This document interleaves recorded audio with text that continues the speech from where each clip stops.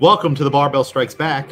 I'm James McDermott, joined by Miguel Porter, and we are officially on the other side of the New York State Championships. It's kind of hard to believe. There's always a big build-up. Then during the event, it goes by, I guess, semi-fast. It actually does. And then now it's always the day after or the week after. You're like, what just happened? I don't even know. It's like it's like getting hit by a car. Like you wake up and you're like, what did that actually happen? Is that how you feel? Yeah, I mean, anything when you have like a big buildup, when it's over, it's like, oh, okay. Yeah. Like What do it's I do kind of now? like a flash for like the amount of time that you were building it up and like the buildup itself of like this is big and it's coming up and then it just happens. It was the same thing with the CrossFit Games. Like giant prep and build up. And it almost feels like it's never going to come, even though it's looming. And then Right. you actually get there and boom, in the blink of an eye, it's gone. And you're like, all of that for this little tiny moment where everything has to fall into its place. Right. It's crazy. It's every single event, every single time. And then afterwards, you're always like, well, what do I do with my life now? That was Yeah. because it's so time consuming. I haven't picked up Dracula in months. I'll admit, I haven't read that book. In like August through September, no time for Dracula. You're right. Yeah. A little bit in July. But after the games, it took me like almost all of August to feel right and recover from that. Yeah. And then we're right into states is like layered in with that. So it's just crazy. Yeah. I'm glad that there is nothing on really on the horizon or calendar until I guess the CrossFit Open and then regionals in April, which I haven't even sanctioned regionals yet. I'm sure many Yeah. things will pop up. You've got a Yeah. trip coming They up. they always do. I mean, obviously life stuff and then but yeah, in terms of like gym related, nothing really big for now. So yeah, Yeah. And I'm fine with that. I'm like, hey, let's just train. Let's spend time in the gym doing the things instead of all these events and millions of people coming to town and all the excitement. I mean, every because that was part of the games. It's like a big high in states too, and then right back to like maybe below and then normal. Do you get like that whole thing where like it's a big high and then bam, you come off of it and you're just like, oh, I'm just like exhausted and just feeling a certain way about it? Do you get the roller coaster effect?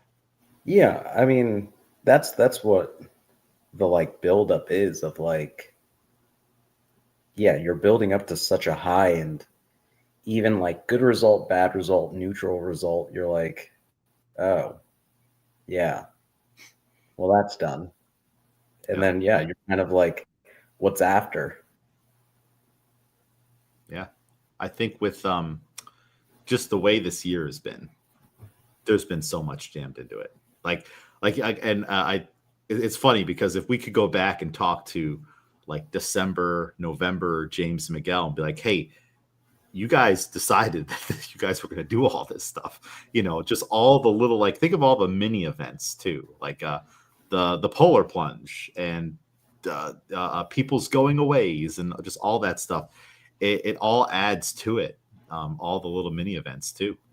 So Yeah. all of our coaches meetings, those are like little events because we do them once a month now. Like just everything that like we've forced ourselves to do, and the year isn't done yet. So I'm actually excited to get back to kind of like that period of January through February and March of like, all right, there's quasi work to be done, but not like this big giant looming event of regionals, Memorial Day Murph, the games, all that stuff. Just now, just to kind of get back to like, maybe I will do another archery lesson. Maybe I will do Yep. this.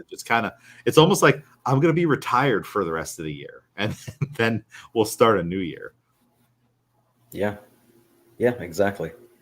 Yeah, it kind of just opens things up where you, even if you don't end up changing up the routine, it's like now at least you have the option, it feels like, because things are a little bit more open. Yep. And that's always good to like at least have the option, or like you feel more like you're choosing what you're doing each time.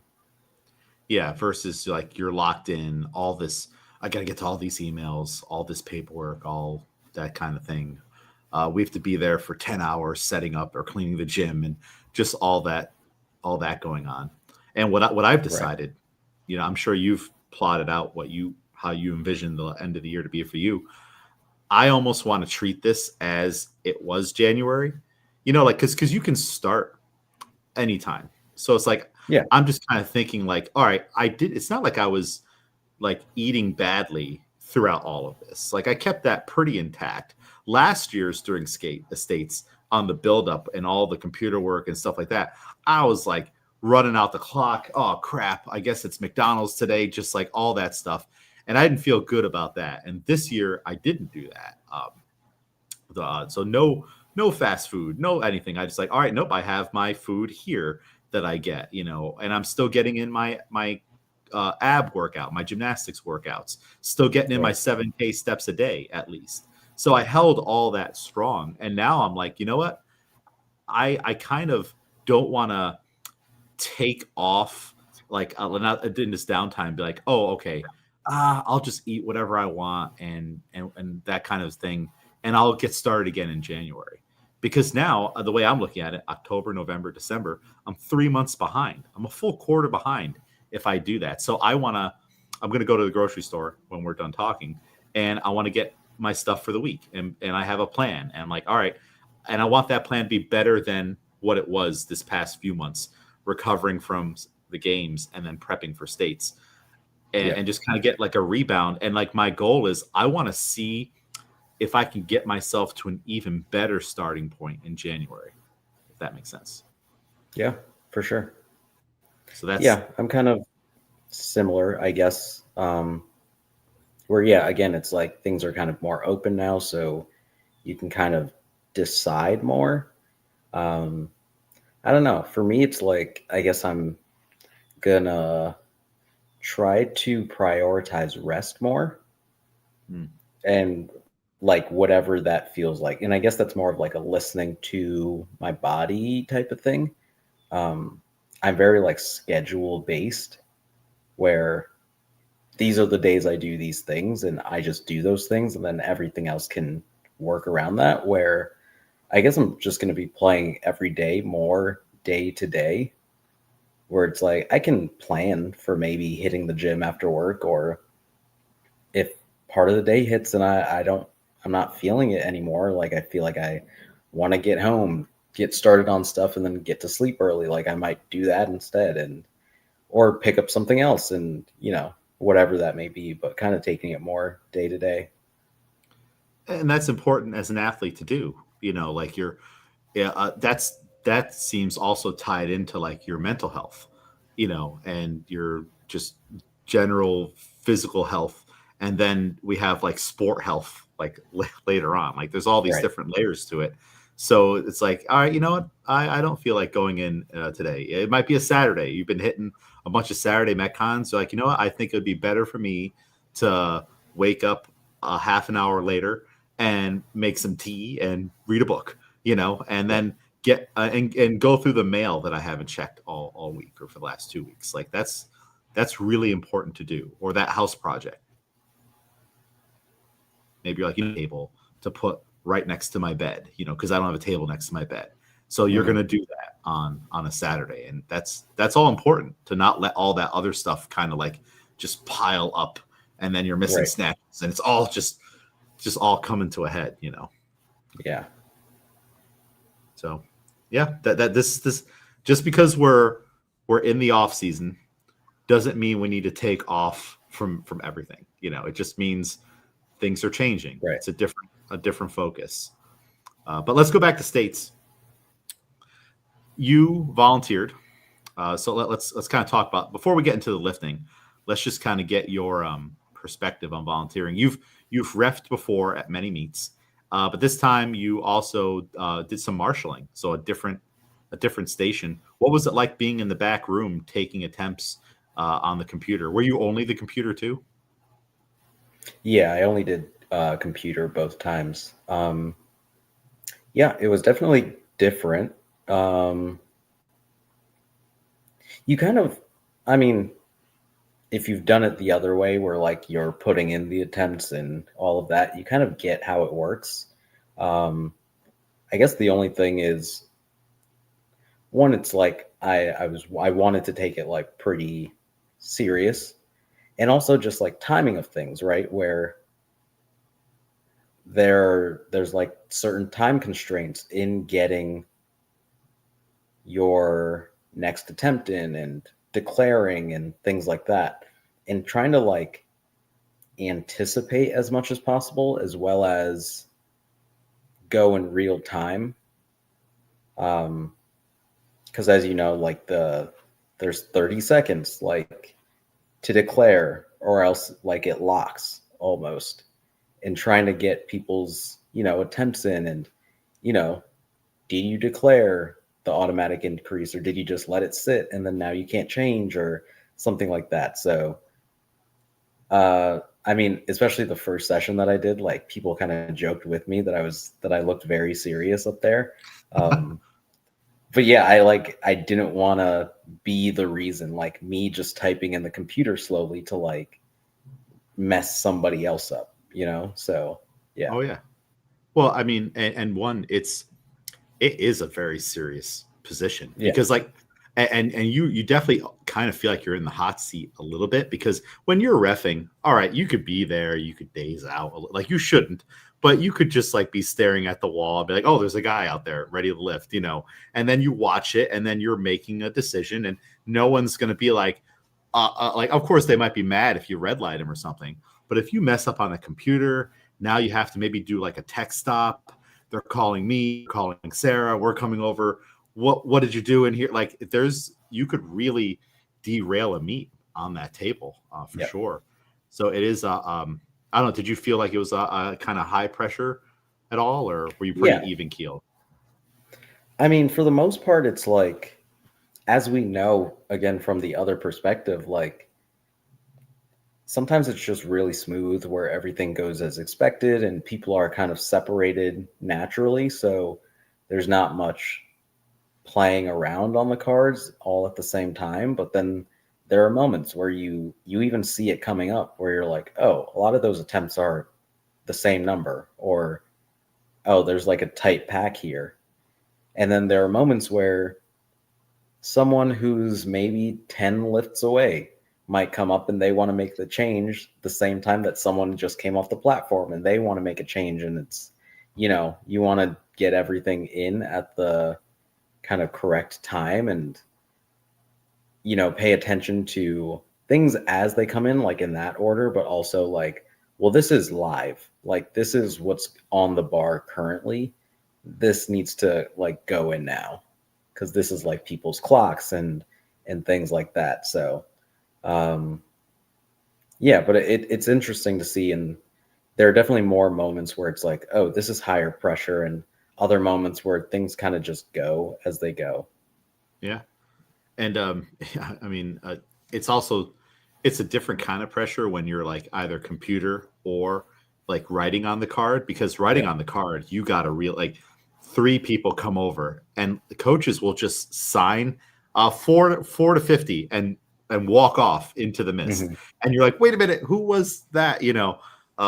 So like you really got to be on top of it. And you also have to be watching the lift on the platform so you can mark the card correctly to go to the next lift and Yeah. write the automatic increase. And let's say if you days out for like 1 minute, 45 seconds, and a couple lifts have gone by, and now you're like looking at the cards like, wait a minute, who's on the first second? How do I get caught back up? Uh, and then people are coming in making changes. So it can get crazy, Yeah. coaches are jockeying back and forth, going up, going down. Those will throw you off when they go down. You're like, wait a minute, that doesn't seem right. Hmm.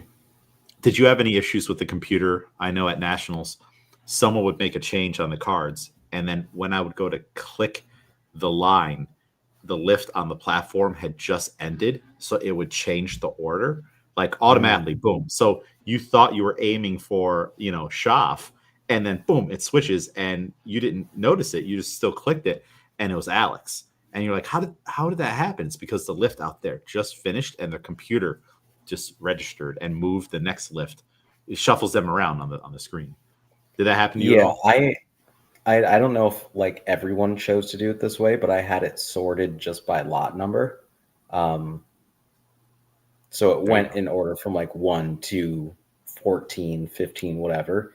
Because I was thinking about doing that as well based on like who's up next so that it would be up top. But I figured keep it consistent so that I always know where everyone Great. is. That's a good idea. Look at that. Look at that. You're already a master at it. Like, I didn't know you could do Yeah. that. So at nationals, they just had it set to whoever the next lifter is, and you go to change it, and then boom, it's someone else's name, and then now you're Right. typing someone's change on the wrong one, and then Mhm. that has to get. Then you have to have a whole meeting and pause the meet and sort that out. So, uh, you've been watching the World Championships. Have they shown any like glimpses of the back room? And now do you have like a greater appreciation for that table in the back room at those national meets now that you've like worked that job? Yeah, they'll show those like little glimpses and things. And I mean, even which one was it? 53 kilos is the new class. Yep. There were a few times during the women's 53A session where honestly I feel like they were kind of like messing up. Um, and it was clearly due to changes that were being made at like certain times, but you know, they also have like longer walkways and things like that. So lifters were fully getting up, walking up the ramp like to the chalk bucket, and then they would be like telling the athlete like, no, no, not you, go back. Oh And it's boy. like you can see the like nervousness that it does to like an athlete where it's like you just got into the mindset of like I'm on the platform now, and they're like, nope, not yet. And like there were times where an athlete would switch and that would happen, or like they called them back and then tech stop, and then they're like, oh yeah, it is you. They changed again to something else. And yeah. So yeah, I think having that other side of like, oh, I've done this, and I kind of get what's probably happening back there, as all these things are happening. I think in the same session someone got their clock stolen and the coaches didn't realize, so they missed their third attempt in the snatch just by a timeout. Oh, um, so yeah, it's interesting to see if like, oh yeah, because the clock went at this time, and I wonder if the marshal went a little bit slower, if it would have gone like this, or if they went faster, if it would have gone like this. Because you know, sometimes coaches are on top of the like, okay, the bar's been loaded, the clock has started, now I'll do it. Or like otherwise. Same thing at states this year where some people were kind of either purposefully stealing the clock or the opposite of like, oh, let me just do this quick so that the other person gets their time. Um, yeah. but yeah, either way, it's interesting to see that because it doesn't change no matter what the level is. Um, so yeah. Yeah, it's so funny, the clock stealing thing. I I'm sure I've stolen clocks. I know I've stolen clocks because I've had someone tell me that I've stole their clock. I had no idea I was doing it. It's never Yeah. malicious. It's just like, okay, I have to talk to you, or like let's say there's two screens and you have a lifter on each platform. How do you? I don't even know how you would even know. Like, all right, I need to go over there and check. So if you lifted and you missed your lift, but then the next lifter is up at the same weight, and then your clock. All right, I'm trying to even think of how you steal the clock. Uh, what's all right? So Yeah, you it's get. like an athlete has a 2-minute clock because they'll technically be following, or yeah. So They should have they would have a 2 minute clock, but if I let your clock start and then move right. you, I steal their 2 minute clock. Yeah. Yeah. Yeah. That's, I'm never looking at what, like, I'm looking at the totals to see what people are doing. And but I'm like hyper focused on you guys. I have not, did you miss that lift? I didn't know you were, I'd have to know you're getting a 2-minute clock. Yeah. And maybe that's a hole in my coaching game that I'm not like worried about what your clock is. I'm just trying to make sure, do I have my change in? Where do we want to go? Sometimes that means I have to talk to you, which means our clock is going to start, but I'm not intending to take it. I don't know. My thing is, like, if you don't want me to steal your clock, you should say something. You should be like, "Hey, are you going up?" and all that. And Right. Yeah. unless we're in direct competition, I'll be nice about it. But Yeah. That has also happened. I mean, and it's interesting, kind of like the mentality around it, because in this scenario where somebody's clock was stolen and then they ended up timing out, the commentators were like, yep, and they're probably going to steal this clock here. Yep, they just stole the clock. That's a great like strategy, because it's like you have top people in this is world, like this is medals now. And then like towards the end when they're like, oh, the coaches aren't paying attention. They're not even realizing that, they're timing out here, and things like that. And I've also heard at Worlds, they have like the mics back there as well. And I've heard like, hey, you're going to be up next. Like our clock's about to start, but I'm changing us. Like you're about to go. So like make sure your athlete's ready. And that's like very much optional, because again, it's like competition. You can do that, but also these people have multiple coaches back there. Right. So it's like, it should be someone's job to also be watching the table, watching the clocks, watching who's up next, scoreboard, all of that. So, yeah. Yeah. It is that I feel like getting mad, and I don't know if ultimately these are equivalent, but I feel like getting mad that your clock got stolen is kind of like the same as getting mad that a guy caught the ball when you threw it to an interception, Right. or getting mad that he ran it back after he got the interception, like, Mm-hmm. and got a touchdown. Like, I don't know. Is that the same as like just? Yeah, they're all elements of the sport, and it's not like everyone has the same knowledge. So that is a known thing that very much can happen. And just because, I don't know if you want to call it like a moral superiority that you might hold, where you're like, I'd never do that to someone. There's nothing that says that you shouldn't or that you can't. Yeah. Yeah. So Because in order to not steal someone's clock, you'd either have to pause what you're doing and communicate with the other coach to see what they want to do, and then you would also have to like change how you're helping your athlete. Like, you'd have to help right. your athlete less to help their athlete more. I don't know. Yeah, I don't. mean, I've seen it. I think it's different too, because a lot of our sessions are mixed in weight classes. So I've definitely seen like coaches, their athlete misses or makes a lift, and they come straight to the table to like make the change before talking to the athlete, or like declaring something, or getting their next lifter up there, so that they don't steal like maybe their next lifter's lift if they're like one weight class apart or something like that.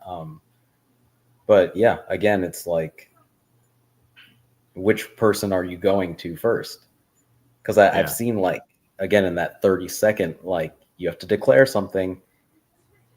Okay, you've been talking to the athlete for 25 seconds. Are you going to get over in time? And then, sometimes it's like, we're just going to stay here. So it's like, all right, well, you couldn't make a change anyway because 30 seconds passed. So that's good.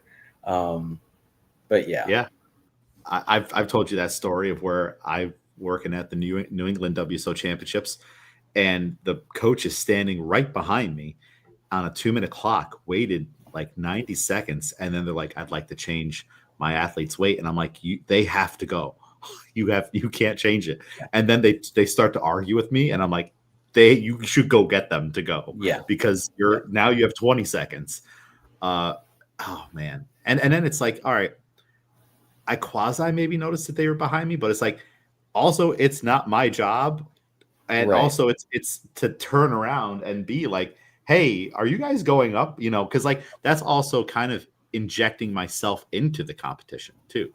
And at local meets, let's say if we're at the 80K series 1 or 2, we're all friends here. We're all like, Mhm. this is like it's like a developmental meet kind of like, it might be like, hey, what are you doing over there?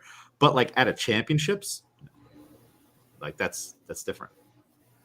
Yeah, and that's the thing too, where people are at the table and kind of like talking out loud, and like maybe like a hint or two where you're like, and do you want to declare that? Or and they're like, oh yeah, yeah, yeah. And then we'll start to write. And you're like, cool, awesome. Let me get that in.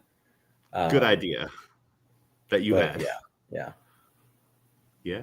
Did that happen to anybody where they didn't get the change in time and they were kind of stuck? Um, I only because I was also curious. So I was looking at what the system would say to me. Um, yeah, there was someone who then tried to declare it like right after the 30 seconds hit. And I was like, I can't do anything. But they had planned, so they were going to declare anyway that same weight. Oh, And they were like, yeah, we planned on staying here anyway. Um, but I only saw it once. A lot of okay. people did choose to, at least that I saw, like chose to stay at those weights. So even after the 30 seconds passed, they didn't come to the table and like try to change again or anything. They knew that they were staying. Yeah. And it's the it's almost worse when your athlete, well, it is worse. Like if your athlete misses a lift and you don't get that change in, and you were going to maybe think about going up, all right, maybe this is just the universe telling you you should stay and make this Yeah. lift. The worst is when they make the lift, they're following themselves, and now they have to take the automatic increase. And that's what Yeah. happened at that New England Championships, where they snatched 97 and the automatic was 98 and they had to take 98. You know, that's the, I think that's definitely the Yeah. worst Yeah. situation, because now you just, it's essentially the same weight again, and Hmm. you're gonna have to make a bigger jump on your third attempt or something. So that's cool. It's good that you got that experience. I think now you've loaded, you've refed, you've marshaled, and of course there is the other marshal role that you could do eventually. Got to get Miguel on the mic. Speaker Miguel. Yeah. I wouldn't mind doing that. I don't think. Um, I think with that, because I control the clock as the speaker, right? Yep. Yeah. That would be the only piece that I'm like, but I mean, yeah, It's super easy. with everyone that we saw also, like there were times where I was reffing where I was like, did they see that change in the weight happen? Because they haven't started the clock yet, and they Yeah. haven't told the loaders to add weight. Like I think that would be my only thing. But again, like especially just starting out, I would be so like Dialed nervous in. about like clocks that I would be like on top of every single little change. Yeah. It's it's a lot of fun. You know, you're controlling the pace. There's only a certain amount of things that you have to say, and you keep it super simple. Who Yeah. is the athlete? What is the weight? And then there is the part of like, okay, you got to wrangle them, and then you got to Hmm. announce them, and whatnot. But it is a fun role. I enjoy Yeah. doing it, and I think it's actually easier than marshaling. It's certainly one of the easier jobs, I think, because like I have a lot of fun with it. Marshaling, it's like I got to work, like Yeah. you have no downtime really during the session. You are working hard. Even the referees on the 2-minute clocks and everything, you're just like over there. It's like, let me eat some chips.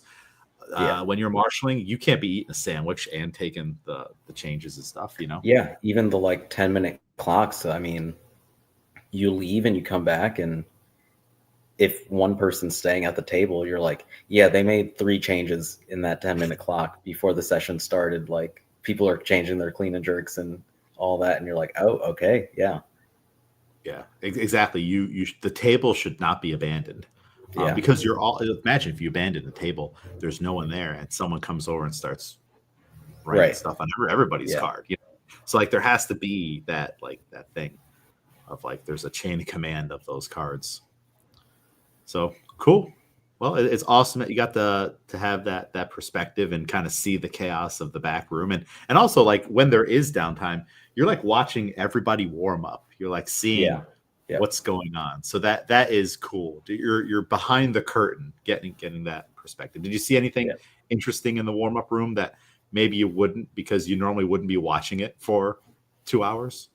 Yeah. I mean, it's just the differences in people and how they go about certain things. And you can kind of see similarities within teams, but also like individual differences. And I mean, the same thing with our team where people warm up differently, um, with either like powers and then a full, or like just singles all the way through, like muscle snatches, a bunch of bar work going in waves. Like, and then, yeah, I wasn't really, because especially at the computer, I was more looking at the warm up platforms than the actual lifts on the platform. Hmm. Because, yeah, to me, that was really interesting, just watching how everyone kind of goes about all these different things. Yeah. Yeah, and it's I mean, it's good to watch the TV screen, but really it's the person writing on the cards that has to Yeah. be like, oh, lift is done, they got it, or because you got to circle if they got it, or X Yeah. if they didn't get it, and then Hmm. do the automatic increase. Um, so cool. Well, now let's move on to lifting. So we had Jennifer and Haley go on day one, and they killed it. Jennifer, let me pull up the results right here.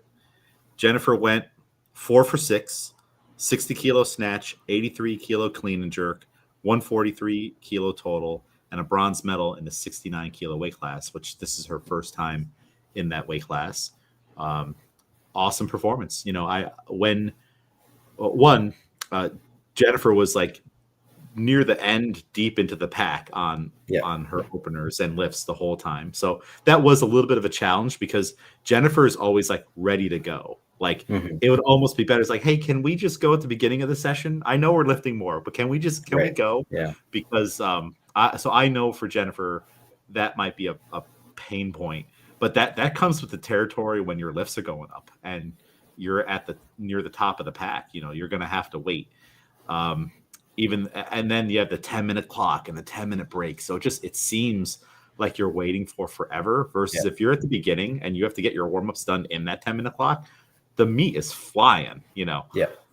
So that's definitely been, I think, a little bit of a challenge, and a challenge for me too. I'm being like, I know you want to go, but we have to we have to wait, and everyone else on the platform is already doing their lifts, so just trying to space things out because Jennifer also wants to, at least on the snatches, go fast. So it's Yeah. like we have to wait and go slow to eventually be able to go fast. And then, it's always interesting when you guys are like, I wanna go fast on my warm-ups. And I'm like, great. I'll ask everybody else if we can go if Yeah. we can go Yeah. fast. It's like an impossible ask. Like because even when I am trying to get you guys to go fast, it's like, all right, um, everybody else has decided they're gonna miss their lifts, and then we have a ton of 2-minute Yeah. clocks now. So we're stuck going slow. Or if maybe I wait too long, everyone has decided to jump up and wait, and now you have to go ultra fast. Yeah. And so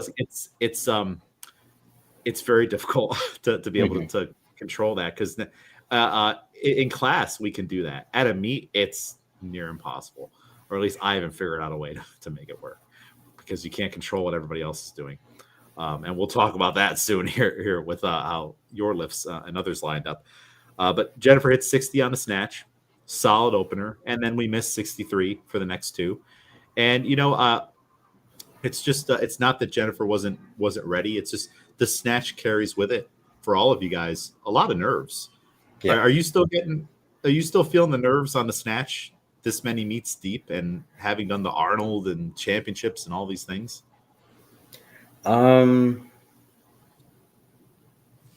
it depends.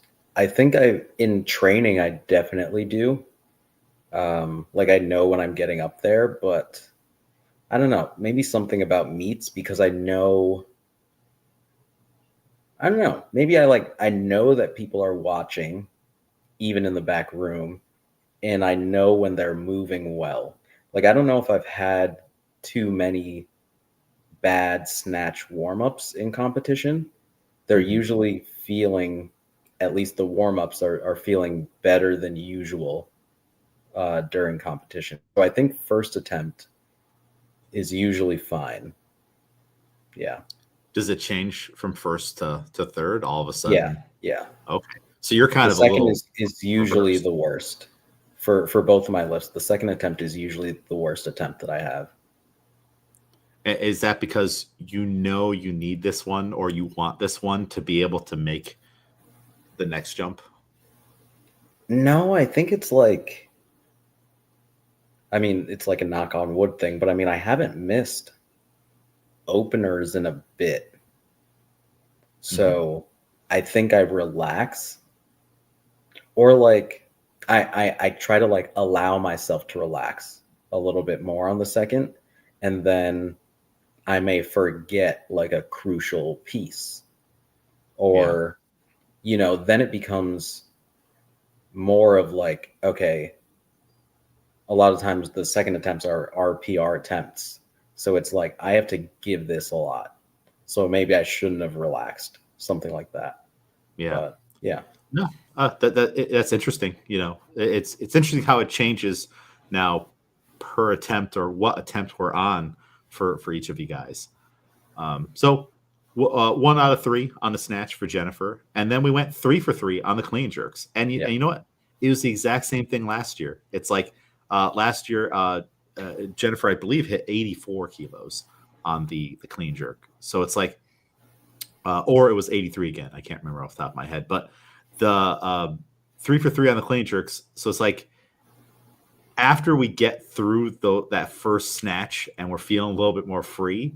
And I should ask her, maybe the same thing kind of happens. We relax too much Hmm. and then miss the next 2 snatches, but then we're freer on the clean and jerk. And if Jennifer gets the clean, the jerk is going away.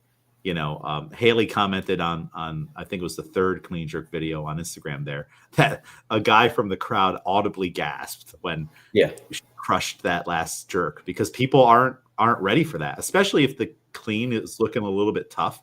You don't expect them maybe to get the jerk or to get it that well. Like, and Yeah. Jennifer has a beautiful jerk technique no matter the weight. So it does catch people off guard. Yeah. I was at the Marshall table, and I think I actually turned for the last clean and jerk, and I saw her get the clean, and I turned back, and I like did a fist pump before she did the jerk.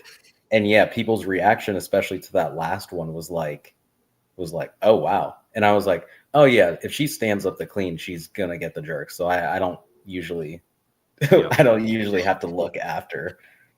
It's funny how our entire team, like when she got that clean, everybody's like, we're good now. Like Yeah, when right. when like the biggest thing was like, are we going to be able to turn it over?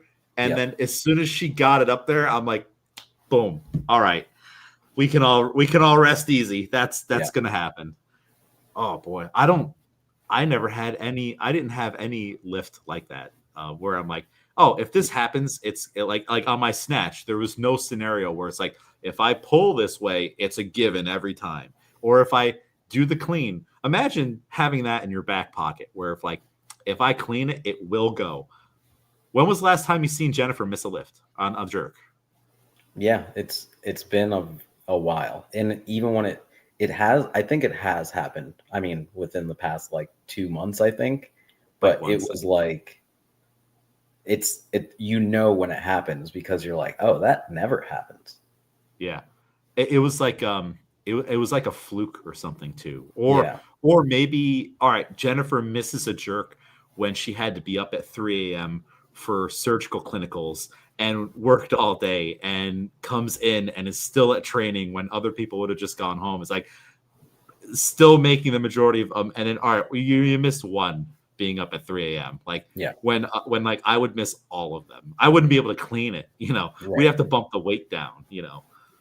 So yeah, it's awesome to see that happen. And this was Jennifer's first meet of the year. She didn't get to do the regional, didn't get to do the 80K Series 1. We didn't do any other meets in there because the schooling has been so intense. Yeah. And also, Jennifer has one of the best attendance rates in the entire class. And if she can't make it because of something with schooling, I send it to her, and I know I don't even have to ask. It will get done the next day. And if not, the next day after that, So she has the highest attendance rate and makeup rate in the entire group. So it's it's all that hard work definitely pays off, because I know if I had gone the entire year without doing a meet, I would be, even though if training's been going well and stuff and I've been consistent with training, I'd be a little nervous. Right. Yeah. Like I'm like, oh, I haven't had any practice shots or anything like that. And I had to assume I was peaking throughout the year at different points. So to come out and do states, the one of the things that we said is one of our big ones that we're training for the year, and have a great performance. Of course, I know Jennifer wants those other snatches, and we all do. That's the thing. Like it's almost like a situation like you don't realize how much you're going to miss it until it's gone. You don't realize how much you're going to miss those miss attempts and think back on them until you miss them, and then there's no going back. So outstanding performance from Jennifer, and given the entire year, just bronze medal. And we did what we needed to do to get it too. We were figuring out like, what do we need to clean and jerk, which I was asking all you guys. I'm like, figure out the math, what we need right now for this total, because one, I was really struggling with those screens to like be able to read where everything was. And two, it's like just the lack of sleep and exhaustion. I feel like I'm losing senses now. Like, all right, we've lost like eyesight. Like eyesight's gone, and like the hearing, it's like what is happening right now? Like you don't realize what. And I'm not saying this that it's good or like as a badge of honor thing. It's something that I 100% need to fix, because I cannot do it in the long term anymore, Miguel. I did the math. During the games, Tuesday through Sunday, 9.5 hours of sleep is what my estimate is. That's really bad. Like I knew it was bad, and I knew, okay, 2 hours here, 90 minutes here, all that stuff. And like, we're talking like sleeping where like your eyes are closed and you're like, I really hope I can drift away and stuff like that. It's incredibly unhealthy and probably really dangerous. And I need to stop doing that. Yeah. I just need to, that's why I'm glad there's no events coming up or anything. When I got home Sunday night, I still had to do my ab workout, and it's like 11 o'clock at night, and I had missed the point. I could realize when I got home like around, I think 9:30 or so. So I wasn't like falling asleep on the road or anything like that. Yeah. But at around 10:15 or so, I started to feel like this is the point where if I was still driving, we'd be in trouble. Yeah. And I laid down, and I had to do, I can't remember, I think they were just hip bridges or stuff. And in between, during rest things, I could feel myself sinking into the carpet, and my body's like, oh, it's time. And I'm like, no, it's not. We have another set to do. And I still have to shower.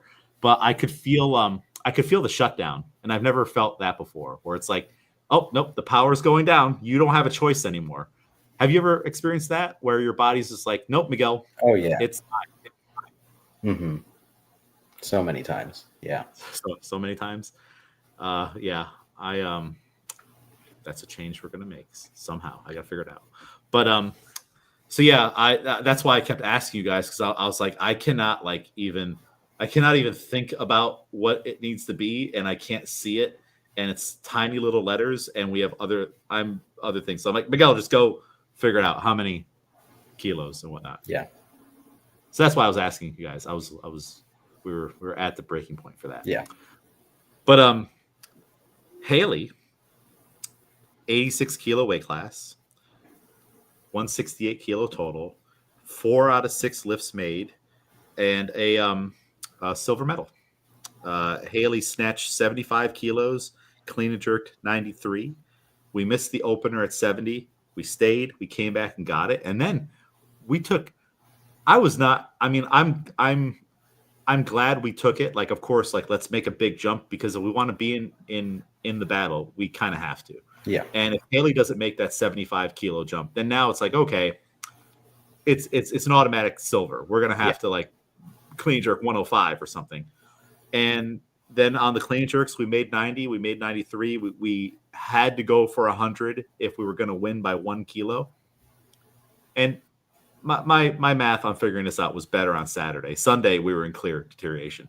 But I'm super pumped about that 5 kilo jump from 70 to 75.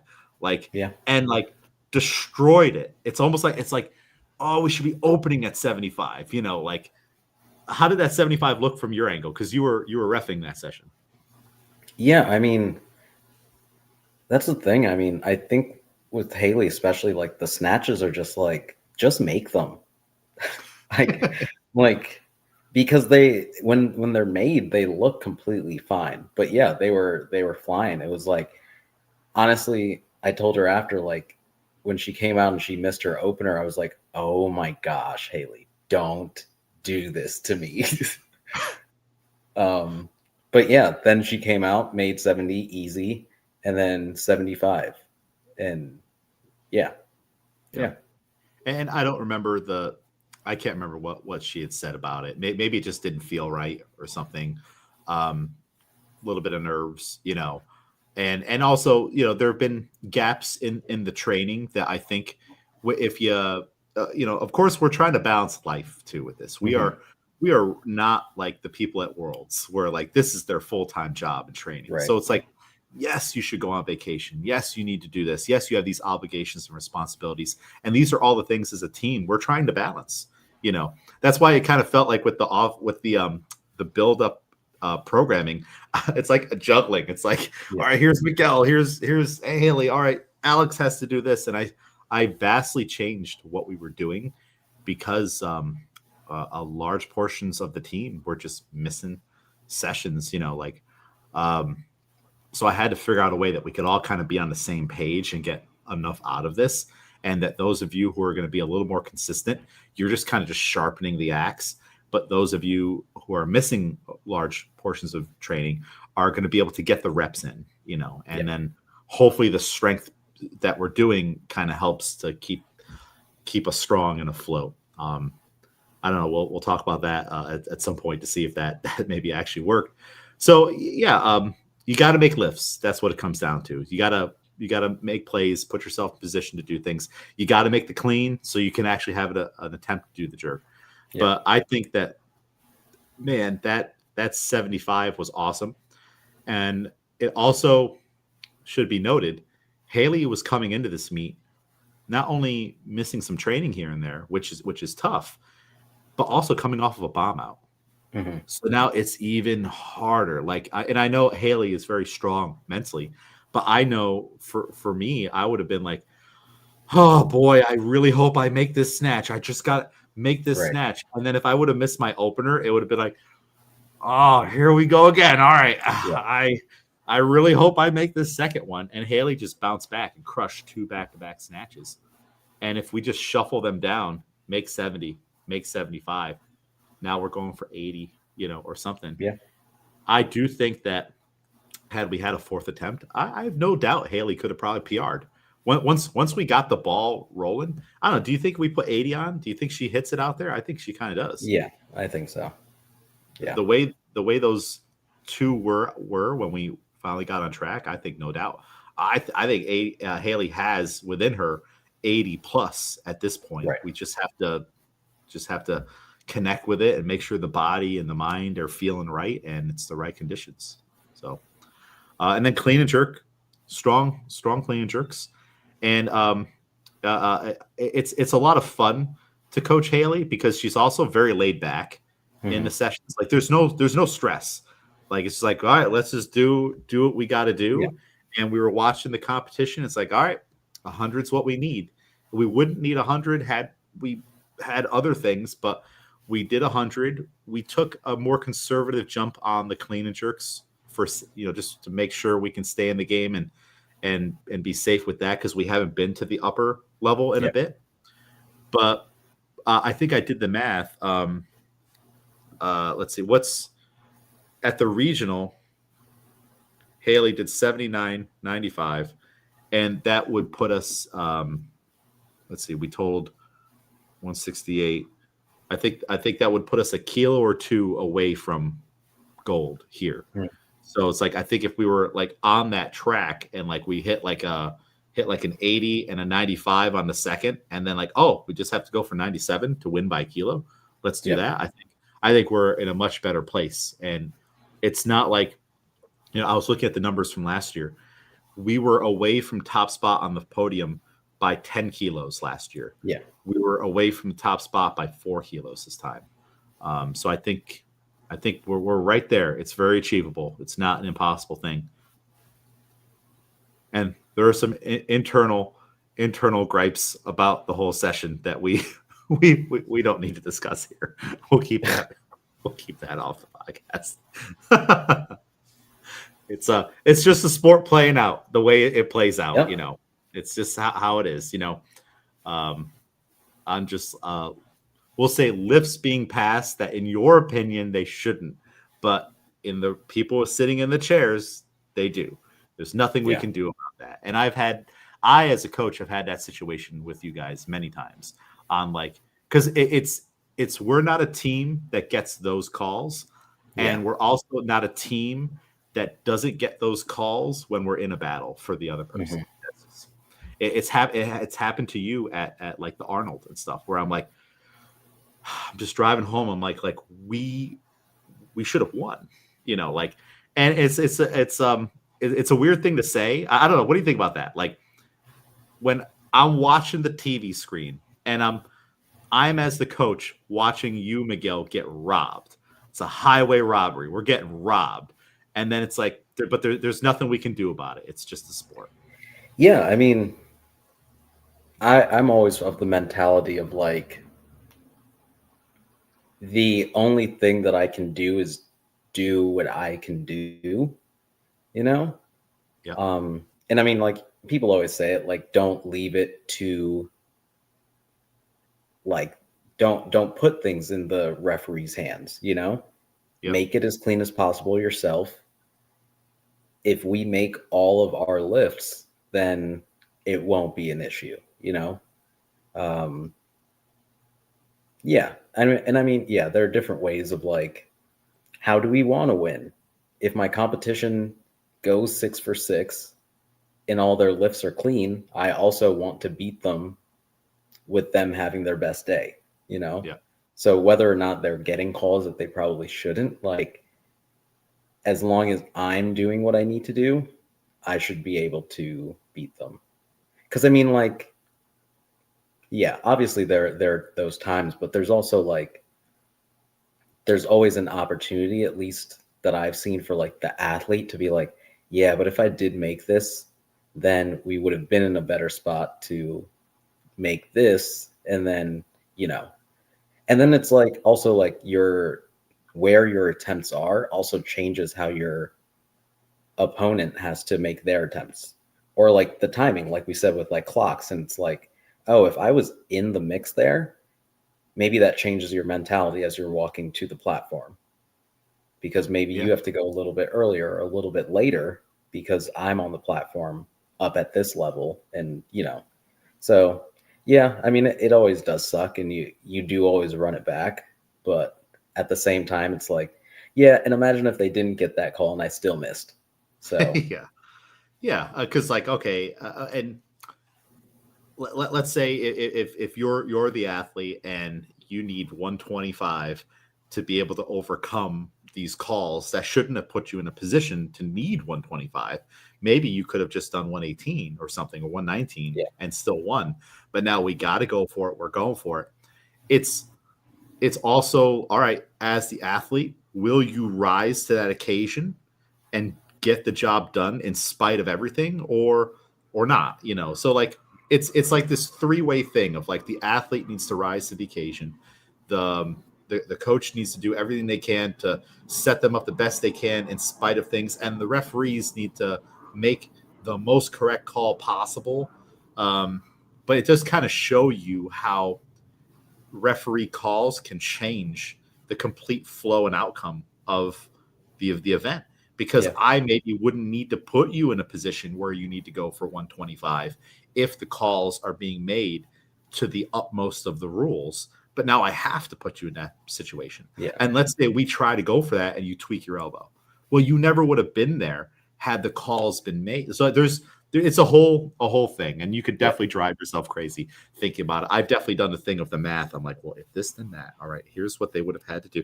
I've done that for many of you guys after the fact, and it doesn't mean that like I still won't be like not upset about it or bitter about it. Just like remember the situation and be like, man, that one time, and the reason I do that is because obviously I care about it. It's like I don't want to see something taken away from any of you guys that where it's like just make the call. Like, were you watching those things, and of course there's everybody has different angles, so it's like, okay, that's why you have three officials.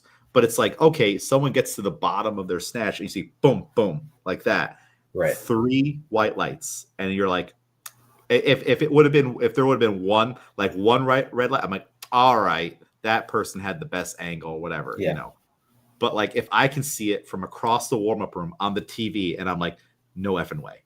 All right, here we go. All right, like, then you're sitting right in front of it, and then you get into a whole conversation of like, well, they've been working all day, they're tired. Like, there's a whole, we don't need to go down this rabbit hole, but it's just it's a part of the sport. Every sport has this. Right? There's not one sport that doesn't have like tough calls. Yeah. It's what's going to happen. But all right, anyways, back to Haley. Oh no, so yeah, that's it for Haley. So silver medal, same as last year. So we're consistent, and we will be better, and we will keep closing that gap. So great job, Haley.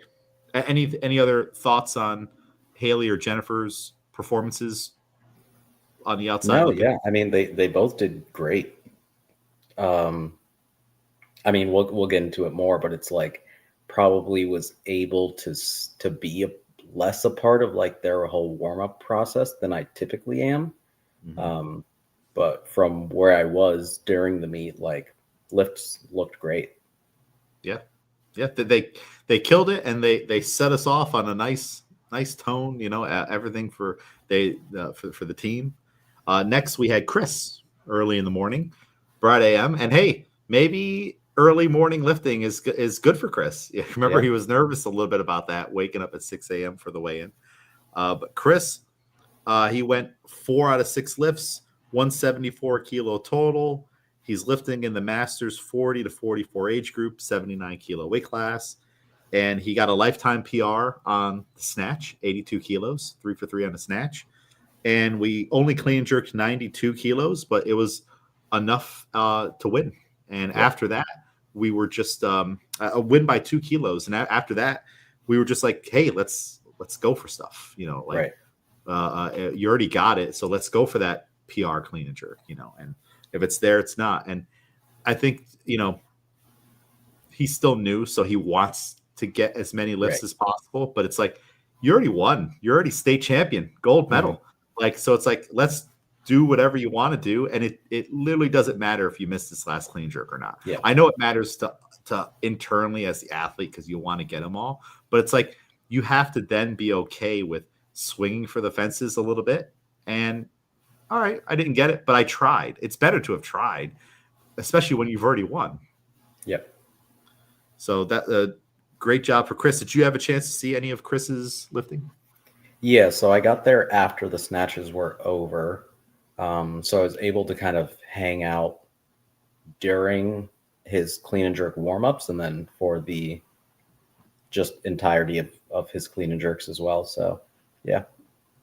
It was I'm glad that he was going at that point, because it prompted me to change some things for myself to be better prepared for you guys later on. And that was taking 4 Advil. Because my feet were really like, I'm going to suit it up in situations where I get to sit at the chair and talk on the microphone and stuff. I think being standing and mobile in those dress shoes, that's not gonna Yeah. work. And I noticed that some of the older guys, they had their suits on, but they had like black sneakers, and I'm like, I should get something like that going Yeah. because I just had the dress shoes because at nationals you have to wear the dress Yeah. shoes. So after that, I'm like, I need to have a change. I was even debating about going over to Dr. Catherine and being like, is there anything you can do for my feet? And then Sarah Soto had Advils, and I took 4 of those. And then, like, it's almost you could just feel the fire just reducing. I was Mm. like, I haven't taken anything like that in a while. I'm like, oh, good. I'm going to be able to, like, move quickly because I knew for you guys this was going to be a big challenge later on. So I'm glad that I had like kind of like that warm up one for Chris on just like what kind of a day is it going to be like today, Yeah. in that regard. And for Chris, funny story, I caught him. I'm so glad I caught him on his. I was one of his snatch warm ups. All of a sudden, I noticed he started to do this thing where he would like drop his hips down and then go up and then pull. And I'm like, are you changing your snatch technique right now? And he's like, yes. And I'm like, no, you cannot do that. don't do that. Like, and I need to ask him, but I'm assuming it's from sitting and loading the day before and watching all the different styles of technique and everyone doing things, 100%. and be like, oh, I'll try that tomorrow, or maybe that'll work for me. And I was like, and as soon as I saw it, I was like, Miguel, no effing way, nope, stopping that. Yeah. If you want to try it after, try it after. But we've been doing so well with this start position that we've got you on now. Don't change it. And the style that he wants to do, 100%, it's just going to lead to more jumping forward, at least for him. So I'm like, we have to stop that now. And clean and jerks, I think they were just heavy, for the day. We were going heavy. But I told him, like, one, it's especially like to win it based off of snatches, like you earn the ability to not make clean and jerks. Honestly, like he did so well in the snatches, and I mean, bringing it back to Haley and Jennifer, it's like, yeah, the numbers that you hit are like, that's what happens when you make your first 2 attempts in the snatch, because then you can go for that PR in the third, and that momentum to go into the third attempt with a PR after already making 2 is like, that really changes things. Yeah. He could have even been like, oh, I won. Hey, James, do I have to take these next 2 clean jerks? I'm a little tired. No, we'll scratch it, and boom. Yeah. Like, and people did that all throughout the weekend. Look at our friend Sam from Avitas. He just wanted to qualify for the Arnold, and he did 80 on the snatch, scratched the next 2 attempts, 100 on the clean and jerk, scratched those next 2 attempts because he's making sure his knees are healthy and all that stuff. He's a masters athlete now. And so he just did what he needed to do, and there's no reason to stress this anymore. It's completely okay. I think it's hard for some people to do that because you're like, well, I signed up for the meet, I should take every attempt, things like that. But that's just a listen to your body type of thing, doing that. I don't think we've ever had to do that for you. Have we done that? No.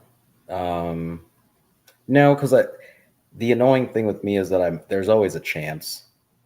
Yeah. So I have to try every attempt. Yeah. Well, even at the Arnold, when you were having the dizzy thing going on, it's like, well, we're fighting for our lives here. Let's just see if we could do it.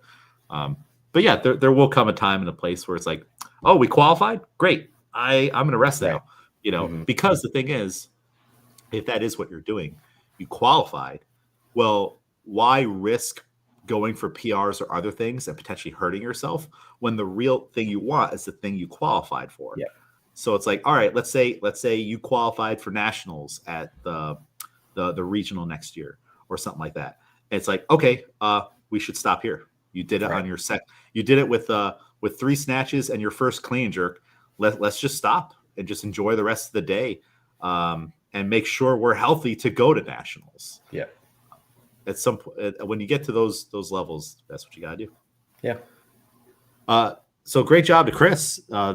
He's only done a handful of meets. This is definitely his biggest meet, and being in the ballroom and all that stuff, that changes everything. Do you remember the first time you walked out into that ballroom and like, this is not like the gym where there's rubber floors and everything? Well, I mean, I guess my first states was after the Arnold, so a little bit different. But I mean, like even that atmosphere is different. The different setting, and maybe even the fact that there's less separation than there is at the Arnold. Like it's almost like when you're on stage in like theater, where it's like you can look out to the crowd because the lights. Yeah. So you don't have to like see individual faces, but like at states, it is almost like you do feel a little bit closer to the crowd, and that can be a little bit more nerve-wracking sometimes. Yeah, definitely. We've talked about doing that, of dimming the lights for the crowd and having it be brighter by the platform.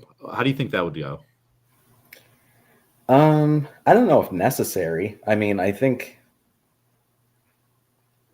yeah, it would be interesting to experience it. I don't think it's I don't think it's a necessary thing, but yeah, it would change the vibe. Yeah, we've talked about it, and but then like it's like that's the last thing you're remembering on like the lights are on. I'm so glad they're on. Let's put the wood down, So it's like we would just have to remember to do it, and everybody's just so busy, and that's not something you think about. But yeah, great job to Chris. Any other thoughts on Chris's lifting from what you were able to see? No, not really. I mean, yeah, like we said, like Chris is newer to competing in weightlifting. So, I mean, what you said about the snatches was funny because it's like he's still in that time of like absorbing what everyone, and I mean, like, I think we're all in like a perpetual state of that, but he's very much like, oh, this person told me this will fix everything. And yeah, so it's interesting to see that, but obviously there's so much more room for him to go because we know like his top strength numbers, and he's not like near that yet. So as his like skill gets more refined, it'll be like he'll be crushing in the masters division for years to come. Yeah, what's it? Yeah, and you know what? Like max back squats 170, and what there's like one calculation where it's like 60% of your back squat or something should be your snatch. Yeah. So that's a 102 kilo snatch. But if we make an adjustment for the fact that he's in his 40s, 82 kilo snatch, he might actually be right where he needs to be, as far as the snatch is concerned. Huh. So yeah, great job. And it is tough.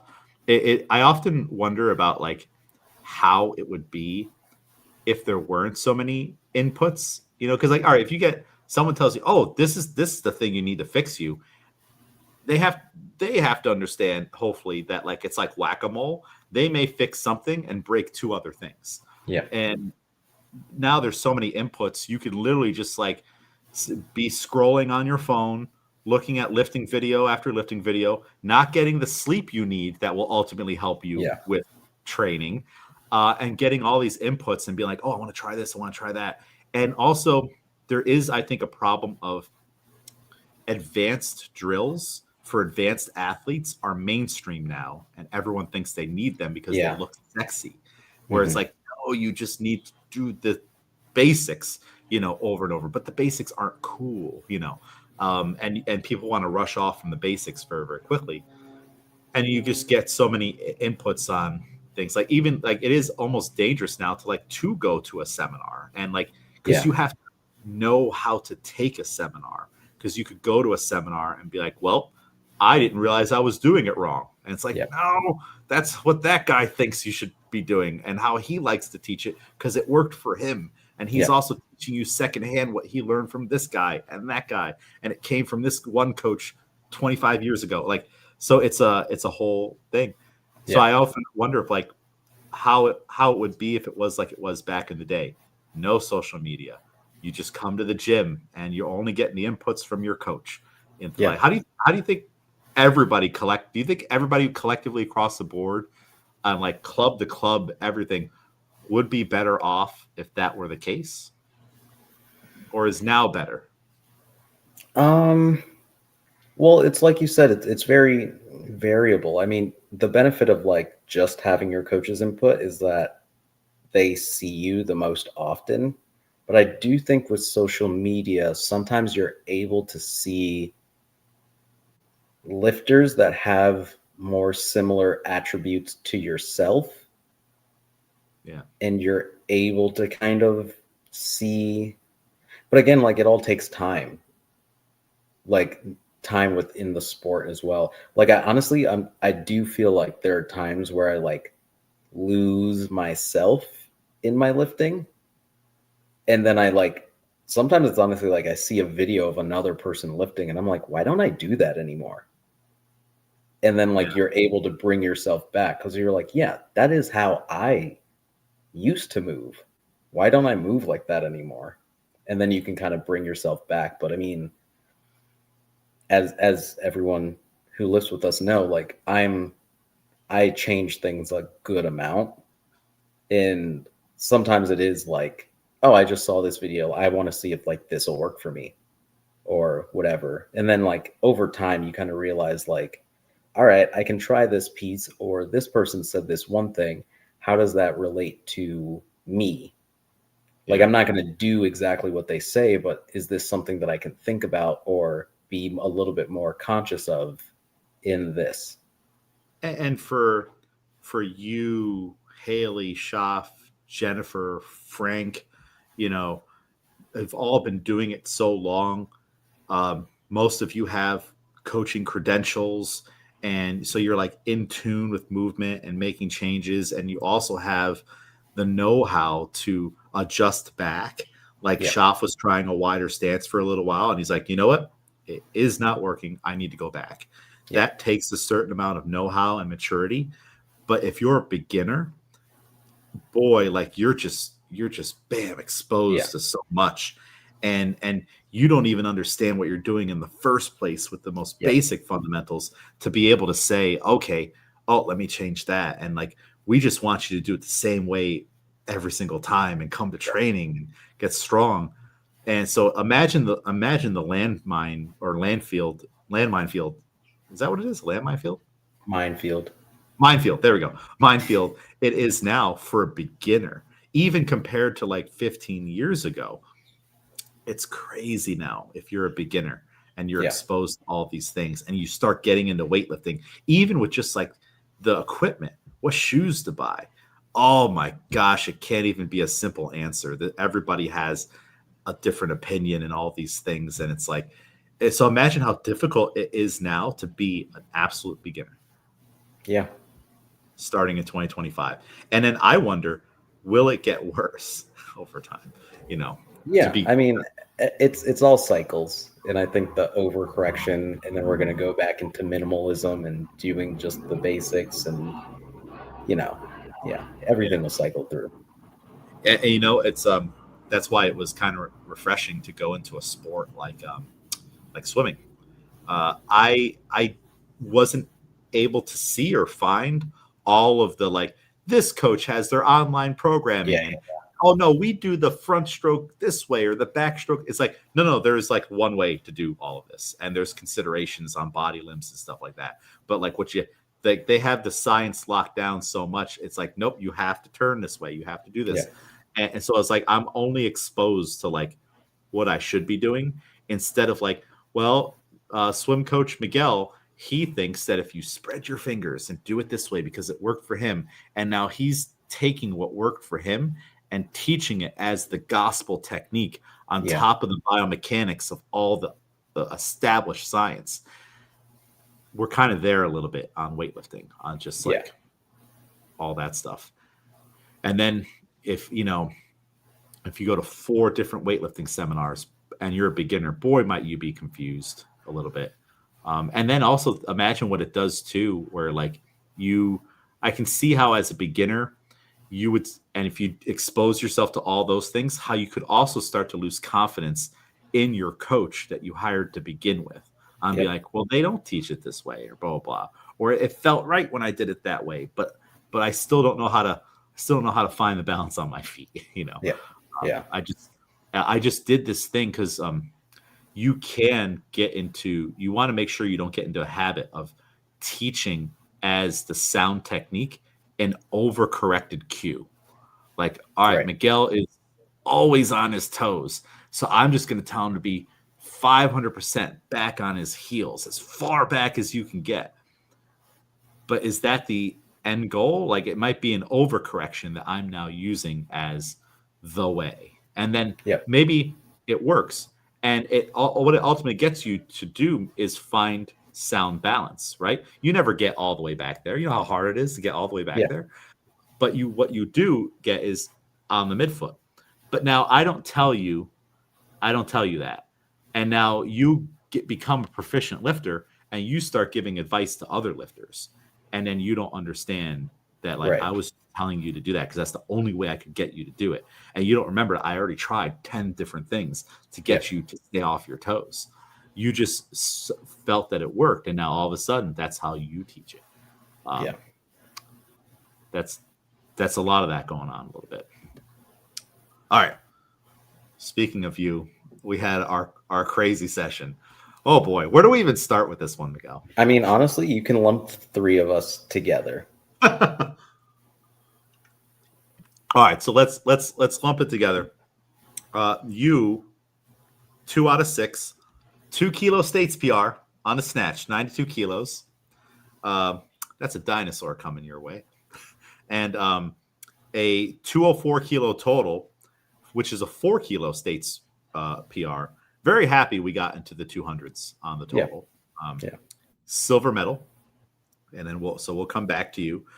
Shaf, we did not post the total. We missed all 3 snatches, and then we withdrew on the clean and jerk. And by the way, what was posted on the Instagram page, that was his idea. He partially made me do that. Yeah. Obviously, I don't have the Mr. Krabs meme on my phone. All those things were sent to me because I asked him in advance. I'm like, because I always just want to check in. Hey, do you want me to post your snatches? And he's like, yes, but can we do it in a funny way? And I was like, well, let's figure out what that is. Shop is a very good sport about things, and he's been through so many meets. I got to figure out who's done the most meets on a team. It could possibly be Shop. Alex, 105 kilo snatch, 141 kilo clean and jerk, which was a 1 kilo states PR. He totaled 246, which is a 1 kilo states PR. And he took 4th overall. And 2 out of 6 lifts made. So there's the general results. So there we are lumped in. Now, the craziness is you were on the red platform. Shaf and Alex are on the blue platform. Oh boy, this will be a challenge. And this is the first time I've had to experience this pain. Normally we luck out and we're all on the same platform, even if there's a lot of you. And now I also cannot imagine the pain of being at a national meet where there are 5 platforms and you have one person on the white platform and another person all the way down the way on the blue platform. And you have to sprint back and forth, which I have witnessed that. And I was always like, well, that sucks. And this was way better because I was just doing laps around the middle there, the marshal's table and through the middle. So I had my little tunnel. So that was crazy. Let's maybe focus on Shaf first. We almost hit 108 for the snatch, and boy, did it look good enough to go up. Yeah. I think maybe he landed a little too far back on his heels. He put a lot on it, and I don't know. I just asked him, I'm like, take it again or go up, and he wanted to go up. I thought we were on. Yeah. Looking at it, what do you think? Like, that was like, how close do you get on a snatch to not go up? Right. Yeah, because honestly, until the video was posted, I had no clue actually what happened with Shah. Yeah, what was Um, going on over there? so I didn't know about the snatches at all. But yeah, that video was like, that's as close as you get. We're holding it. We almost stood up a little bit, and it's like, Yeah. and then in hindsight, okay, maybe 112 was too big of a jump, but again, I don't know. Like he's been snatching 110, 108, 111. We just crushed 111 at the last one. It's not like he lost a lot of time on training. I do know he's had, just a lot going on with work and stuff like that. So I I felt confident in it. And that was just Mhm. one of the things. Like, all right, like I believe he can do this. That last one looked so crazy strong. Then yeah, let's go 112, and I guess, of course it's better to post a total, but in hindsight on what was going down on the clean and jerk, I'm glad we took two stabs at going for a Right. PR. Yeah. Because like even if we do hit 112 with the clean and jerks on just that what was looming, all right, maybe we would have just walked away with a PR. So like I think it worked out in the end on that. Yeah. Because also like I guess I could have said, all right, let's go 110, 2 kilo jump. And we make that, okay, now we're on the board. Now we have one stab to go for a PR at 112. But I know he wanted to go 112, 115. If he Yeah. connects with that 112 on the second one, we're going 115. So it's like, you know what? Let's play. Let's do stuff. We talked about that on the last podcast on like, or one of the last ones on like, hey, we might have to make some jumps. We might decide to make some jumps. So Yeah. I'm completely okay with it. And then, all right, we didn't get them. Well, now let's try to bounce back on the clean and jerks. And for the clean and jerks, some gastrointestinal things were happening all throughout the day. And there was at one point where he kind of disappeared. Um, when we should have been warming up, we should have been deeper in the warm up. And maybe it wasn't that long, but in my head, I felt like it was forever. Yeah. And I would go to talk to you, and I'm like, where I'm like, I looking around, I'm just like, you're just hoping you see him walk through the curtain Mhm. and whatnot, because things were starting to climb up, and then there was a lot of shuffling on the board. People were definitely putting down, I think maybe lighter openers, but then deciding to go up, so the Yeah. counts were changing. And then I'm still trying to juggle you and Alex at the same time, and then I have a lifter that disappeared. I don't know if that's ever happened, and it's kind of like you have to like start to move on. I have to like Alex just go Yeah. take the lift, whatnot. But it also kind of like feels wrong in a certain way because it feels like we're leaving someone behind. Yeah. Does that make Yeah. sense?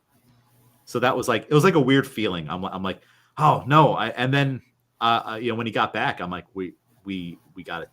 We should skip some of these. Like Yeah. we should try to go from here all the way up to 120. But he let me know, he's like, I can't do that. Yeah. And I think we missed a couple clean and jerks in the warm up, or a couple cleans in the warm up room, and he didn't have it. And then it might even have been him that decided to Yeah. scratch it, because I think maybe by that point I couldn't even think about it. So yeah, that was kind of that whole thing. And then did you have any inkling that there was like a chaotic situation happening across the room? I was so annoyed after snatches because I think we kind of talked about it where you were like, "Oh, like the guys are over there. Do you want to go over there?" And I was like, "No." Yeah. And I went and I sat down and I had to I was like fighting everything in my head because I mean, the way I've been describing those two platforms, that session was like I was just calling it a bloodbath. Like it's interesting because like I had myself and it's like, all right, I made the opener. I didn't even love the way that I hit it. And then I missed the next two. And I missed the next two in a way that I didn't, I guess I could say like I didn't have to miss them. Yeah. Like I was definitely strong enough. They didn't feel heavy. So I was very annoyed. And then like as the session kept on going on, all I really knew was my platform. But like I could see the board and I could see red. Red. Like I think, what did I say? 97. 4 people had missed 97 Yeah. like before I took it. And like I sat down after I was done and I was like, what are we doing? like, Just the whole session is burning down. it was funny. Another piece of like, I think guys especially, we all do the same thing before a meet where whether we're already feeling great and like about to have our best session, we'll still talk in a way that's like, I don't know, man, I'm just trying to go out there and whatever. But like talking to people this weekend, it seemed like everyone was genuinely like, dude, I have no clue how this is going to go. And then like the session went on and I was like, oh no, there's something wrong with all of us. Like everyone, it seemed, was like, oof, Well, everyone's kind of looking rough. It's like in training. It's a weird phenomena. One of you will miss a lift, and then the next person misses a lift, and it starts traveling around the room. This miss virus. Yeah. And then we're all like, all right, Jennifer's gonna get it. It's typically Jennifer, right? Yeah. Like Jennifer's gonna get us back on track, put the team on her back with a make here, and then Jennifer makes a lift, and then now we're everyone. It's the craziest thing. Then everyone starts making their lifts again. Like, it's crazy that it was kind of going around in the warm up room at the meet. Yeah. And I wonder if a lot of like that stuff was just all the new weight classes. Like no one knows what to expect from themselves because it's this new number in your head. And it might even only just be 2 kilos down. You were an 81 always, and now you're a 79. And even when you were an 81, you weighed in at like 79.6 or whatever. Yeah. But now everything has changed. Yeah. And then the guy came out with his elbow, and I was like, if James walks over right now, I'm telling him I'm withdrawing because I was like, this is insane. There's no way that any of us should be doing this anymore. Yeah. But yeah, I mean, I had no clue where the other platform was in terms of like, until Haley and Chris came over to me, I knew that at least they were in their 10-minute. And then, yeah, at one point, I saw Schaff walk by and I was like, oh, I guess they're like behind. I wasn't thinking too much of it. I was like, oh, he's probably like, I figured he was going to use the bathroom or something, but like, I didn't think about like, oh, how long has he been gone? Like, cause I was trying to like dial in myself. So I really had no clue what was going on the other platform other than like the warm-up platforms that were in my line of sight. So they were like back one. So I don't even think I probably purposefully looked away as well as they were lifting and was only like, this one's in my view, this one's in my view, that far one up front is also in my view. And that's all I was looking at. And that's good because now there's less inputs, less information coming out.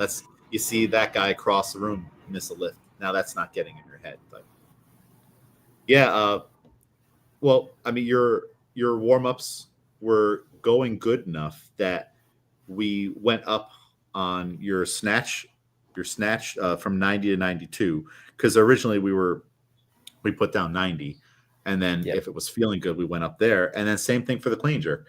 It was going to be 110, and then we went up to 112. So when you told me those things, like good to go up, and also by the way, though, your clean jerk warm-ups were looking.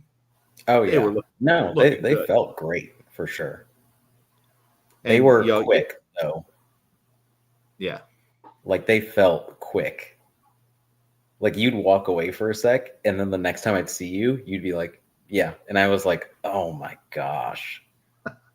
But yeah, no, they were moving well, so that like kept me in it. Where I was like, "Okay, as long as they're still moving, this is fine."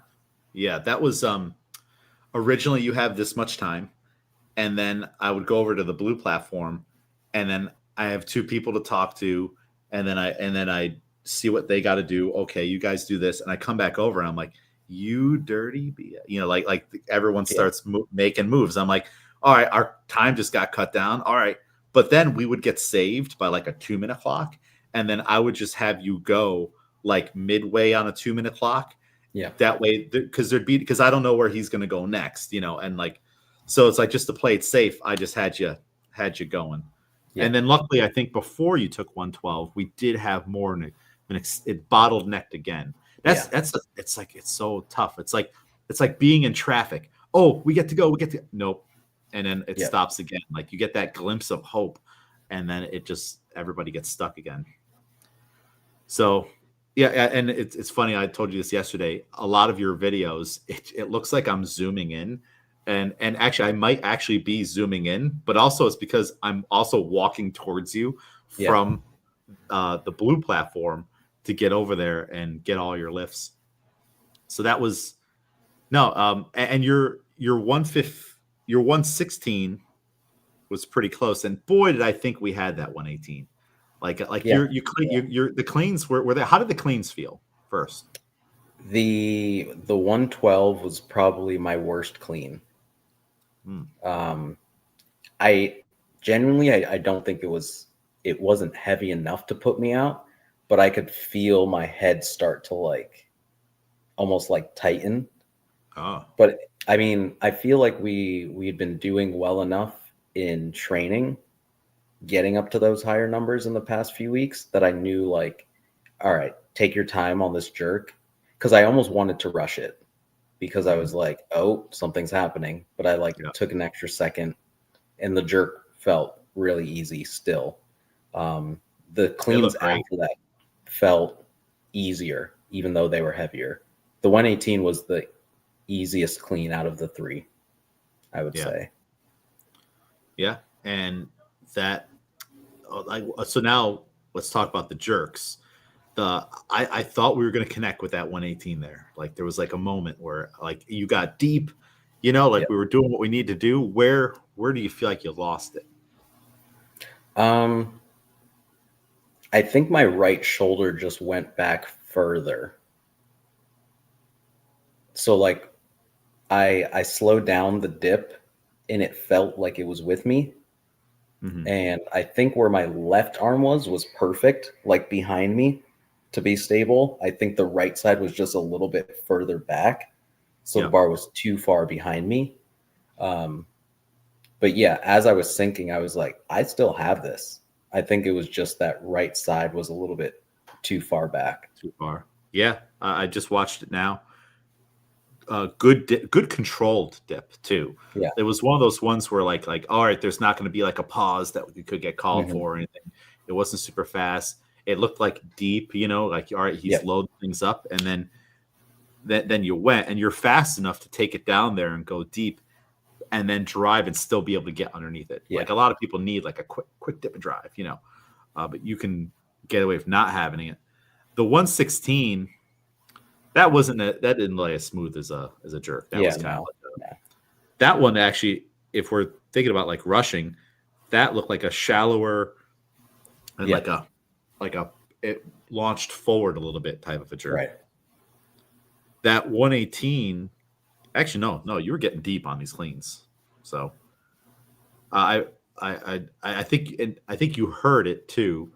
As you were walking out for the 118, Jerry Dunn was he's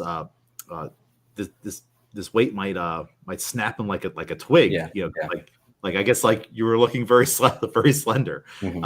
And then I told him something like that bar is about to snap like a twig. So you heard that? Yeah, I heard what he was saying as I was going out. Which, I mean, like, based on how I guess like wiggly I felt in the jerk for 116, where I was like, valid. I could see how it looks like this is insane for me to be doing. I mean, and I guess because I'm not the lightest person, but I guess I kind of like carry it that way sometimes. And then also because I'm not split jerking, it also makes it seem like, oh my gosh. Yeah. Well, it's like the way you have weight on your frame, it tapers down Yeah. and like you're not very wide from the side, and you're also not very wide at the waist, Hmm. from the front. And when you wear a singlet, that's Yeah. really exaggerated. If you were wearing a t-shirt, I don't think you would have said that. But like, so it look everything like, like looks very compact. And then when you're looking from the side, the the width of the plates are wider than you, Yeah. you know. Um, so maybe that's why you said it. I don't know. Shouldn't be making comments like that. So when you are a speaker, don't make comments. Um, But it is yeah. it's a tough angle too, because like even like Chris was asking, or Justin was asking, that one jerk looked good. It's like you can't see anything from the angle we're at, Hmm. like, yeah, you kind of have to go back to the live stream and look from the front. um Someday I'll do that, just scroll through just to see what was going on. Did you look through any of the live streams to see what was going on No. there? No. Yeah. So yeah, and I think 204, we had to have we had to have made that 97. I can't remember what the math was. If we made 97, 118, that's a 215 total. I think we're still a couple kilos off, right? Yeah. I think the thing is, though, that I've noticed is that they they can't disregard me even after the snatches were over, Yeah.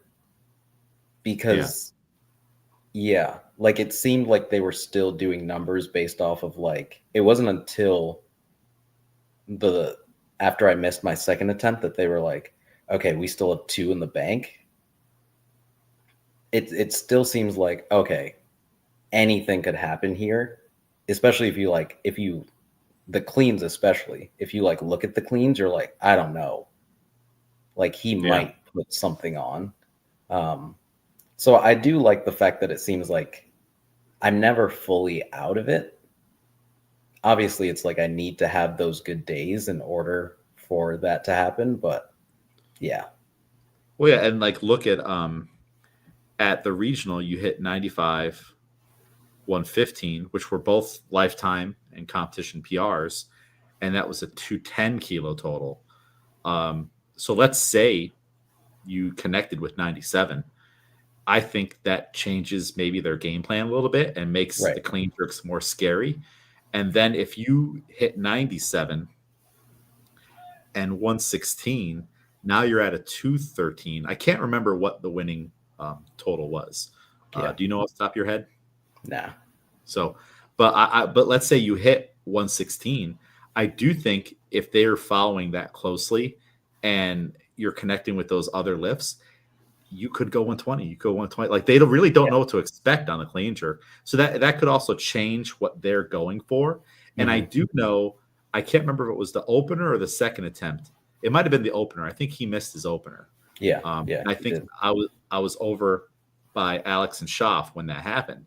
And then I was like, whoa. All right. So imagine if you hit that 97 snatch, he misses his opener, and then you're going out there, hit like the Yeah. pressure's Yeah. on. And that's one of those things where like now like we were talking about earlier, the flow of the competition is a little bit different now. Like um they really couldn't rest easy until that second clean and jerk. Yeah. And that's the fun part about it. And then that's just, like all right, we're any given Sunday, you don't know Right. what can happen. So overall, it went very well, silver medal.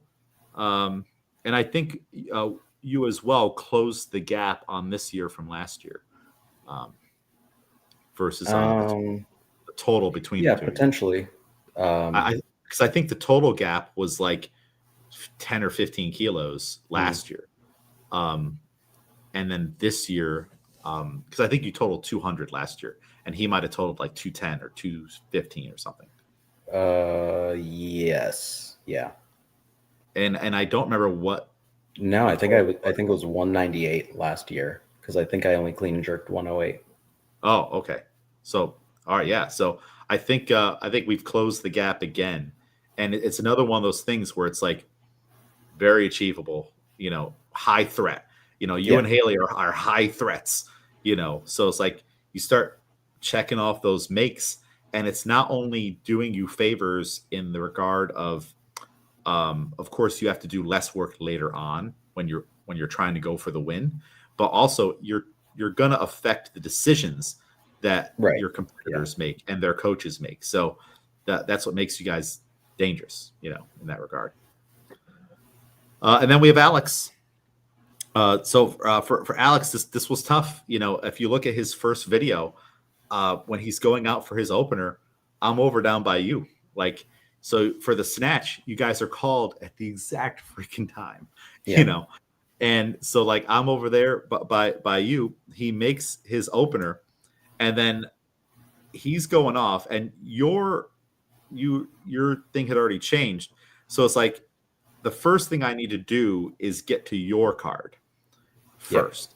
So I have to go over there and I have to at least make a declaration or just jump. And I didn't play any games with this. I just jumped it because Yeah. I Yeah. could Yeah. see by the making the jump, you were going to get 4 or 5 Hmm. attempts anyways. And then I need to go over there to see how he felt and then where we're going to go for the next one. And he made, we jumped forward a little bit, but he made the first one convincingly enough, and we just didn't do what we need to do on the 108s. We had Yeah. 2 stabs at it. And then on the clean and jerks, we opened up with 141. You see, I believe I was there for that. There was at one point where I think, all right, so the clean jerks is a whole different story. So that's where it got even crazier. So Shop's kind of still in the mix. He withdraws, and then I tell him, okay, now I have help. So Hmm. that makes things a little bit easier. And you were originally supposed to be at the near the opening of the pack for the red platform on the snatch. And I can't remember where the platforms were in terms of, I think your platform was done first, maybe. Yeah. Their Yeah. platform was going a little bit longer. So theoretically, with Alex and Schaff being all the way near the end of the pack and you being near the front and your platform running faster, and your clean and jerks being, in the 112 to 120 range and him being up in the 140s, there's no way you're gonna this opening at the same time is gonna happen again, right? Hmm. Can't happen. But it did. We did, I think, on the blue platform have a couple with withdrawals or dropouts because we started to lose people on the blue platform. We lost Schaff. We had the one guy with his elbow, and I can't remember. There was another guy with his thigh or his quad. I don't know where in the order he was. So we lose 3 people, which speeds things up. It's almost like in hindsight, maybe I should have used Schaff as a shield and Hmm. like Yeah. bumped Yeah. his weight up to just under Alex's. And I could even just let his clocks run out. Right. I was like, and people are like, where's he going? I'm like, he's withdrawing, but we're using those 3 minutes there. Hmm. And all of a sudden, if he's following himself, it goes from a 1 minute clock to a 2 minute clock. Right. Boy, I could have just burned that platform down and created a lot of different things. But then with people taking 2 minute clocks on your platform and things slowing down there and things speeding up on his platform and people withdrawing and stuff and making lifts, here we are again in almost the same situation of, I can't believe they're calling both of you at the same time. Insanity. It's when you look at it, when you looked at those boards, you're like, there's no way. You were literally near the front of your board and he was all the way down when the 140s. And you're like, it's impossible for them to catch each other. It's probably happens all the time. I've never seen that happen before. Right. That was crazy. Yeah. What do you I think? anticipated it happening where you were like, that won't happen again. And I was like, it's going to happen again. Because I said it's not going to happen again. Like, had I just not said anything, it probably would have been normal. But because I put it out there, all of a sudden, it's like that. Because it is literally, Miguel, the worst thing that could happen. It's the one thing we don't want to happen. And you guys have all these attempts. This platform, your platform's already starting. We're ready to go. And it's like, and then all of a sudden, I feel like we got buried on your platform, 2 minute clock, 2 minute clock, 2 minute clock. And then over there, they're just going. And I'm like, wow, I cannot believe this is. If you couldn't have tried to get it to work that way. If maybe that was our game plan, we couldn't have tried to get it to work that way. It just did. So that was crazy. And then, we hit the 141, and then we kind of lost steam a little bit after that. I think all things considered, I'm glad we posted a total. We did have a lot of missed days. That's one of those things. Like, if we get those days back, does it change anything? I don't know. Right. Yeah. But overall, I know it's not the performance that he wanted, but hey, we got a couple PRs and we posted a total. Posting a total's obviously more favorable than not posting a total. Yeah. So yeah, seeing their video or maybe his videos back, and then also Shop's videos back. Now you maybe have a bigger view of what was like kind of going on and everything, and then we know what the platforms, the attempts lining up. Any thoughts overall on the session? I mean, yeah, it was. Perfect world. Haley's not loading. She's helping. Count. Well, that was that I wrote down one thing, one thing in like my overall recap as I was driving home, where it's not a good or bad thing. It's very much like a neutral thing, but like one, I've never volunteered like reffing or loading or marshaling on Saturday. I've always like showed up midday and then like helped you out with Haley and Jennifer, and then been like completely free. And then, yeah, like timing wise, it always works out. Maybe someone's weighing in as my session's going, but like overall, like there's free people. But like this is the first time where it was like, oh, everyone's working every session. Because I mean, Yeah. it would have been different. I would have been like, yeah, you take Shaf and Alex, and then like me and Haley can just run it. Like even if it was like, because again, we're not anticipating it happening. But if you were like, do your own cards, I think I would have also been fine. But like, It's I think tough, it though. was. I will say like first attempt, I went earlier in the clock because I was like, Alex is also going. And then second attempt, when I walked out, you weren't there yet. So I like waited a little bit. And then I was like, we can't do this anymore. Yeah. Like I was Yeah. like, this is gonna be too silly if I run it like this. So I was like, we're just gonna have to run with whatever's going on.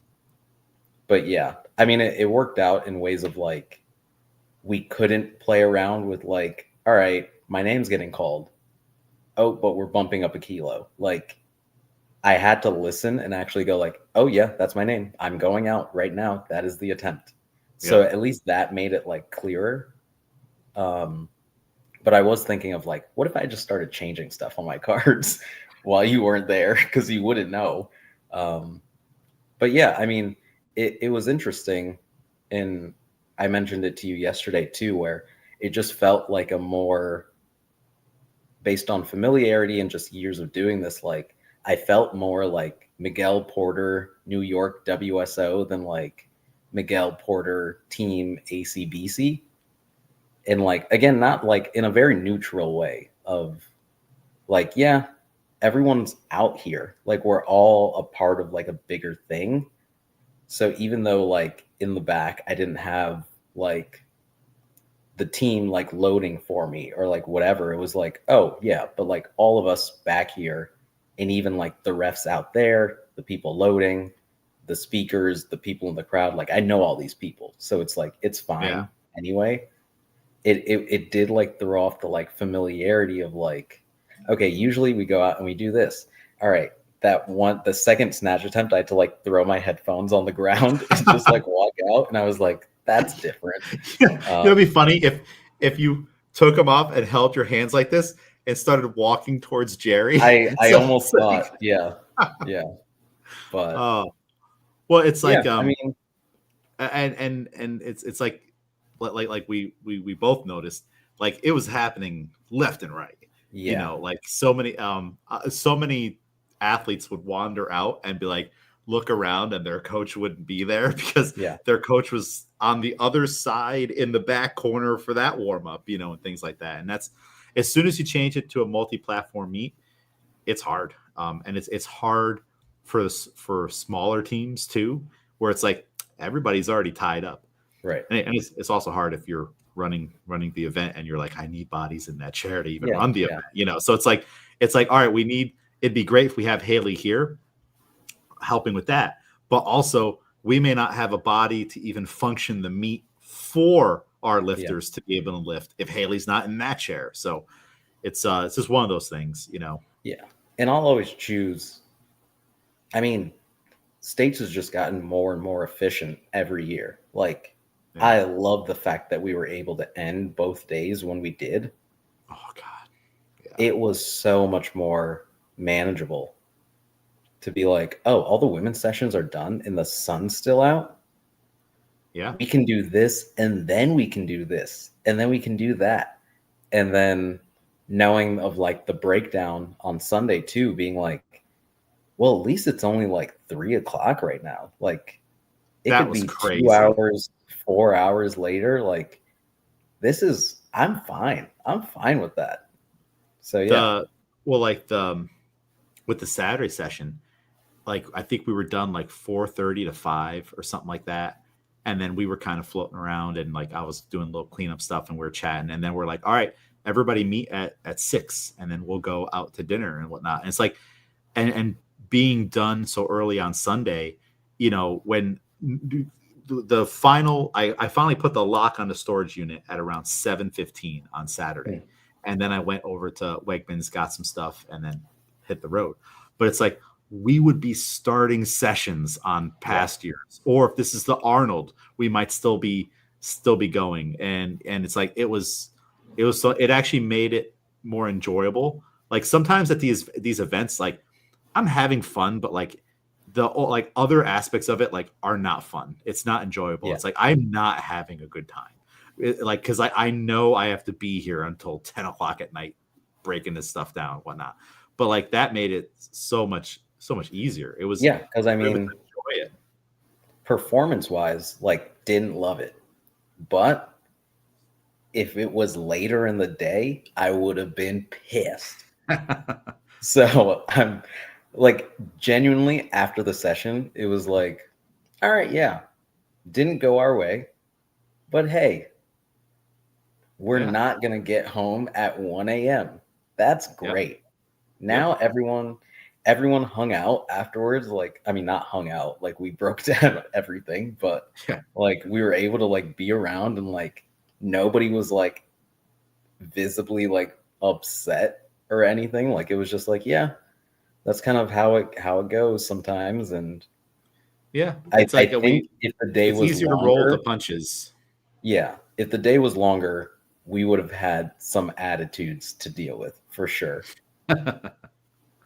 But yeah, no, every year it gets better. Overall, I say like I'm glad I was able to come in on Friday and be working and the whole thing. It's cool to like know so many more people now and watch everyone kind of run things and almost like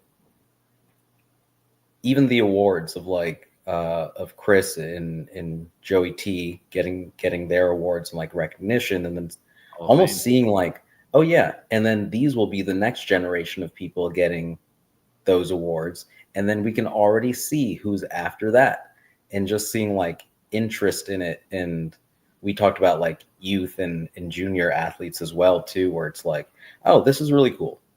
Even if I do retire and I never lift at States again, like I will for sure be a part of it also because of like one, it's run very well, and then it's just cool to be around everyone as a group as well. Yeah. It was it gets more efficient every year because and partly it's because like I'll have moments where I'm like we can't do this next year. Like Yeah. for my own survival, I have to like figure out this new problem for next year. And there's like the list gets smaller every year. Like there's like a really small list of like things to add on for next year and having the help goes a long way. And this year we actually had less volunteers than the year before. And I was doing the year before, that was our first 2 platform meet. I was doing like I had Sarah a lot more to lean on this time as more like filling in the paperwork role. Last year, I was the one like during your 10-minute break, I got to put this session Yeah, in, yeah, yeah. and then doing the awards the way they did last year, since it was the first time two platforms, the mics weren't the best. And there was a thing, well, we don't want to be doing awards while that platform's still going. And this time we were doing a blue platform's done. Oh shit, give me the paper. Yep. All right, first place is this, like, because getting those awards done, and we had there were maybe like two people across the entire time that didn't actually stand for their award. Yeah. What one guy And who I think hurt his people leg and weren't another who left. people weren't expecting it to go so fast after. I think that's what it was. Yeah. Where it's like in the Arnold and stuff, you're like, they're starting the second your session is over, calling names. Whereas I don't think people were expecting that, because I would hear a name and I'd be like, I just saw them. They're in the back corner. They have no clue that awards are going on already. So it's like you go back there and you just yell people's names and they're like, oh, and then they run out, and then Well, and but again, I like, tried really to efficient. with like the schedule, on like I put it right in there ASAP, immediately right after. And I meant it. Like, and really what it was going to be was when both platforms were done. Mm-hmm. And then it was just like, all right, it is a little tight, let's just go for it. Let's see. And no one complained about it. And also you don't really get the interference from the speakers. So if I'm over there on the blue platform, it's no different if the session was going on and the cheering. I was thinking about it, all right, if they were cheering for the lift, what difference is that for cheering for so it worked out really well. And I think that's the format we have to go with. When a platform is done, print that report, get someone on the mic and start handing out the awards. And that just keeps us rolling. We were just steamrolling through stuff. And really, we were struggling to find a time where we could fit in the Hall of Fame stuff, because we knew people would want to give speeches and photos and stuff like that. And I mean, like, one of them, like, I've never had to, like, I don't know if you were there for either one of them. I've never had to, like, lead a moment of silence before. And I did those 2 days for Tommy Tedesco, who passed away last year. And then I also have never led inducting people into a Hall of Fame before like that. Like, I've been a part of like the post and stuff like that, but now like I'm on the microphone and like we're doing it, So it's like, all right, check those off of the to-do list of like, oh, I have done those before, So that was kind of like little like life or officiate. I don't even know if it's officiating, just like, I don't even know what you would call that. Just some sort of a. No, because I was kind of there for the Hall of Fame, because you had me watch the tables also, because everybody else was like moving over, and I think it was during Haley's session. So I like went over to Haley and I like checked with her and I was like, "Where are you at? Are you good? What do you need?" And then I was like overlooking at the table to make sure nobody was like walking over, and then I was like back there to also like kind of hear what was going on, and So it gets smoother and smoother, and I'm there were a few people who maybe didn't like it, but like we needed to merge those two men's sessions, the M3 and the M4. They weren't really that much bigger than like it was like 17 and 18. Like there are local meets where you'll get way more than that, and like 14 to 16 is like the perfect like number you'd want there. So one or two over to get us out there that much earlier. Can you imagine if we still had a fourth session to start after that third one? And your session, like now your platform would have flown, for sure. So, and it's like, I had to weigh. It's one of those things where it's like you have to weigh, like from like a leadership kind of standpoint, what is best for me and also my people, and then what is best for everybody. Like there's like a couple hundred people, and it's like, of course, keeping you on just M3 and then Schaff and Alex on M4, much easier for me and much better for you. But it's like, all right, but that also means now go back to your point before, Miguel is driving home at like maybe 8:30 or 9, instead of like when there's daylight. So I don't know, which would you have preferred? I think that was best case scenario. Even with like results wise and anything, I don't think sessions would have changed that.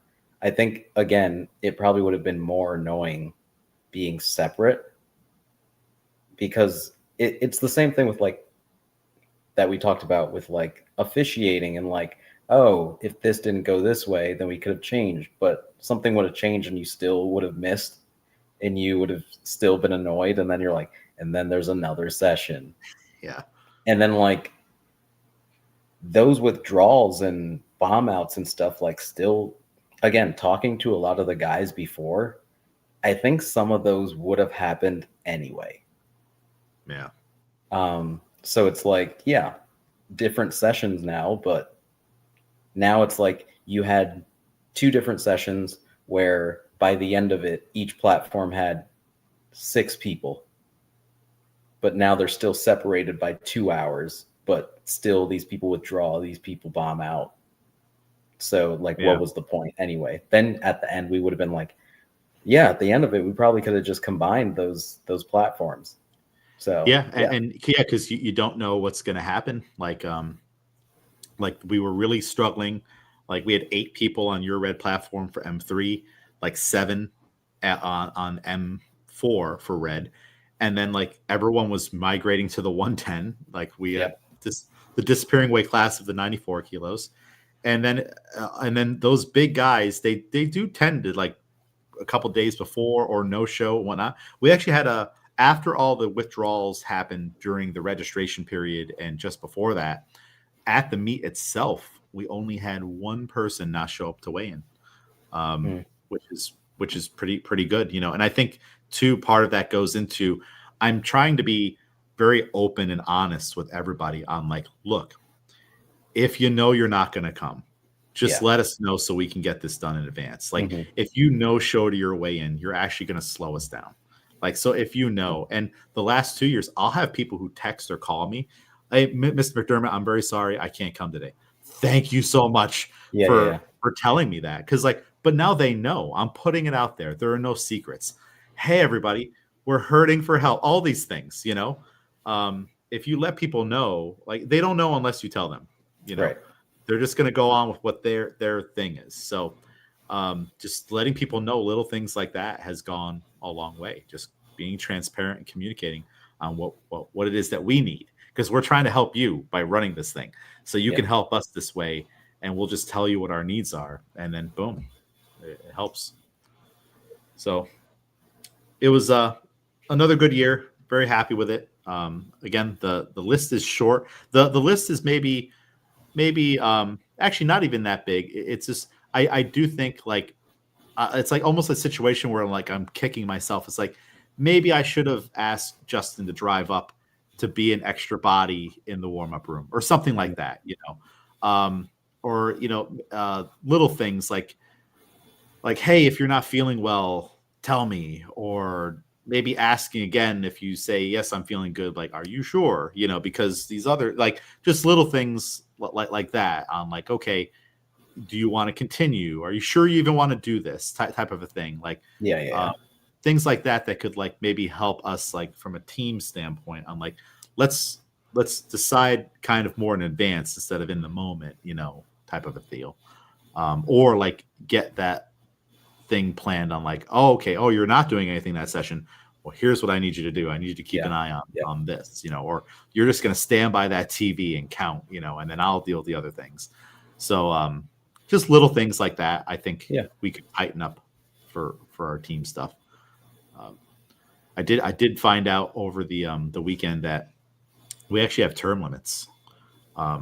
Didn't know that before. So since I've been elected twice, I can't run again, which means I will be automatically retired.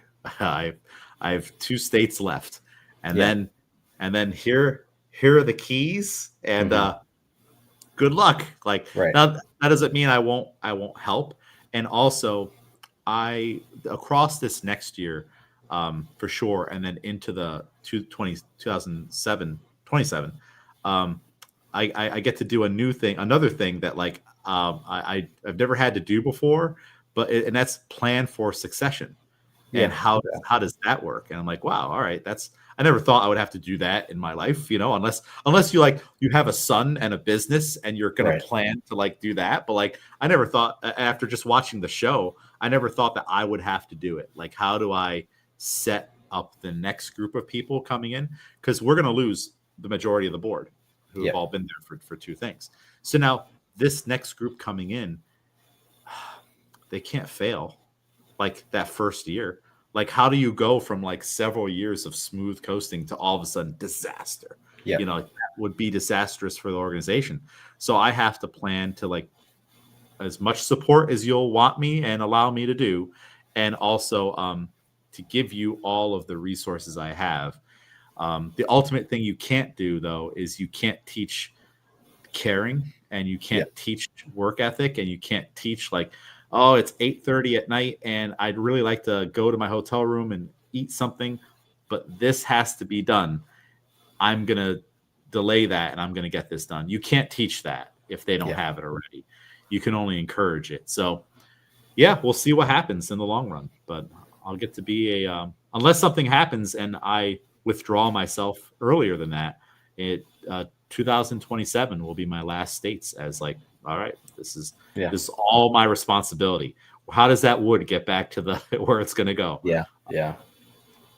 So yeah, that and there's a huge spider's web of things that needs to be explained, how you do it, why you do it, how you do it, if you want to do it. And I don't think people realize all, like they know I do a lot, but I don't think they realize all of like every tiny thing. It's kind of like if you have your like the things that you do for yourself. It's like no one realizes that I take out the garbage in my apartment until they have to do it. And they're like, why isn't the garbage being done? Well, Miguel always took it out.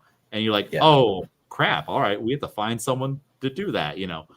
So that's like it's on my to-do list. I'm like, I need to figure out a way we can have this be smooth. Yeah. Because New York has to stay number one. We can't let other states or WSOs take us over. No way. So cool. Well, Miguel, any other closing thoughts on states? No, not really. Yeah, I guess we definitely covered everything. Yeah, I think so. Everyone did a great job. You know, we had a unique final training cycle leading up to it, like that. I won't say rocky. It was just unique circumstances. Because remember, everybody's not a full-time athlete, so it was just different on how we had to approach it. And I think the way we did, we got the best result we could possibly hope to from that. And we had already peaked twice at other meets throughout the year.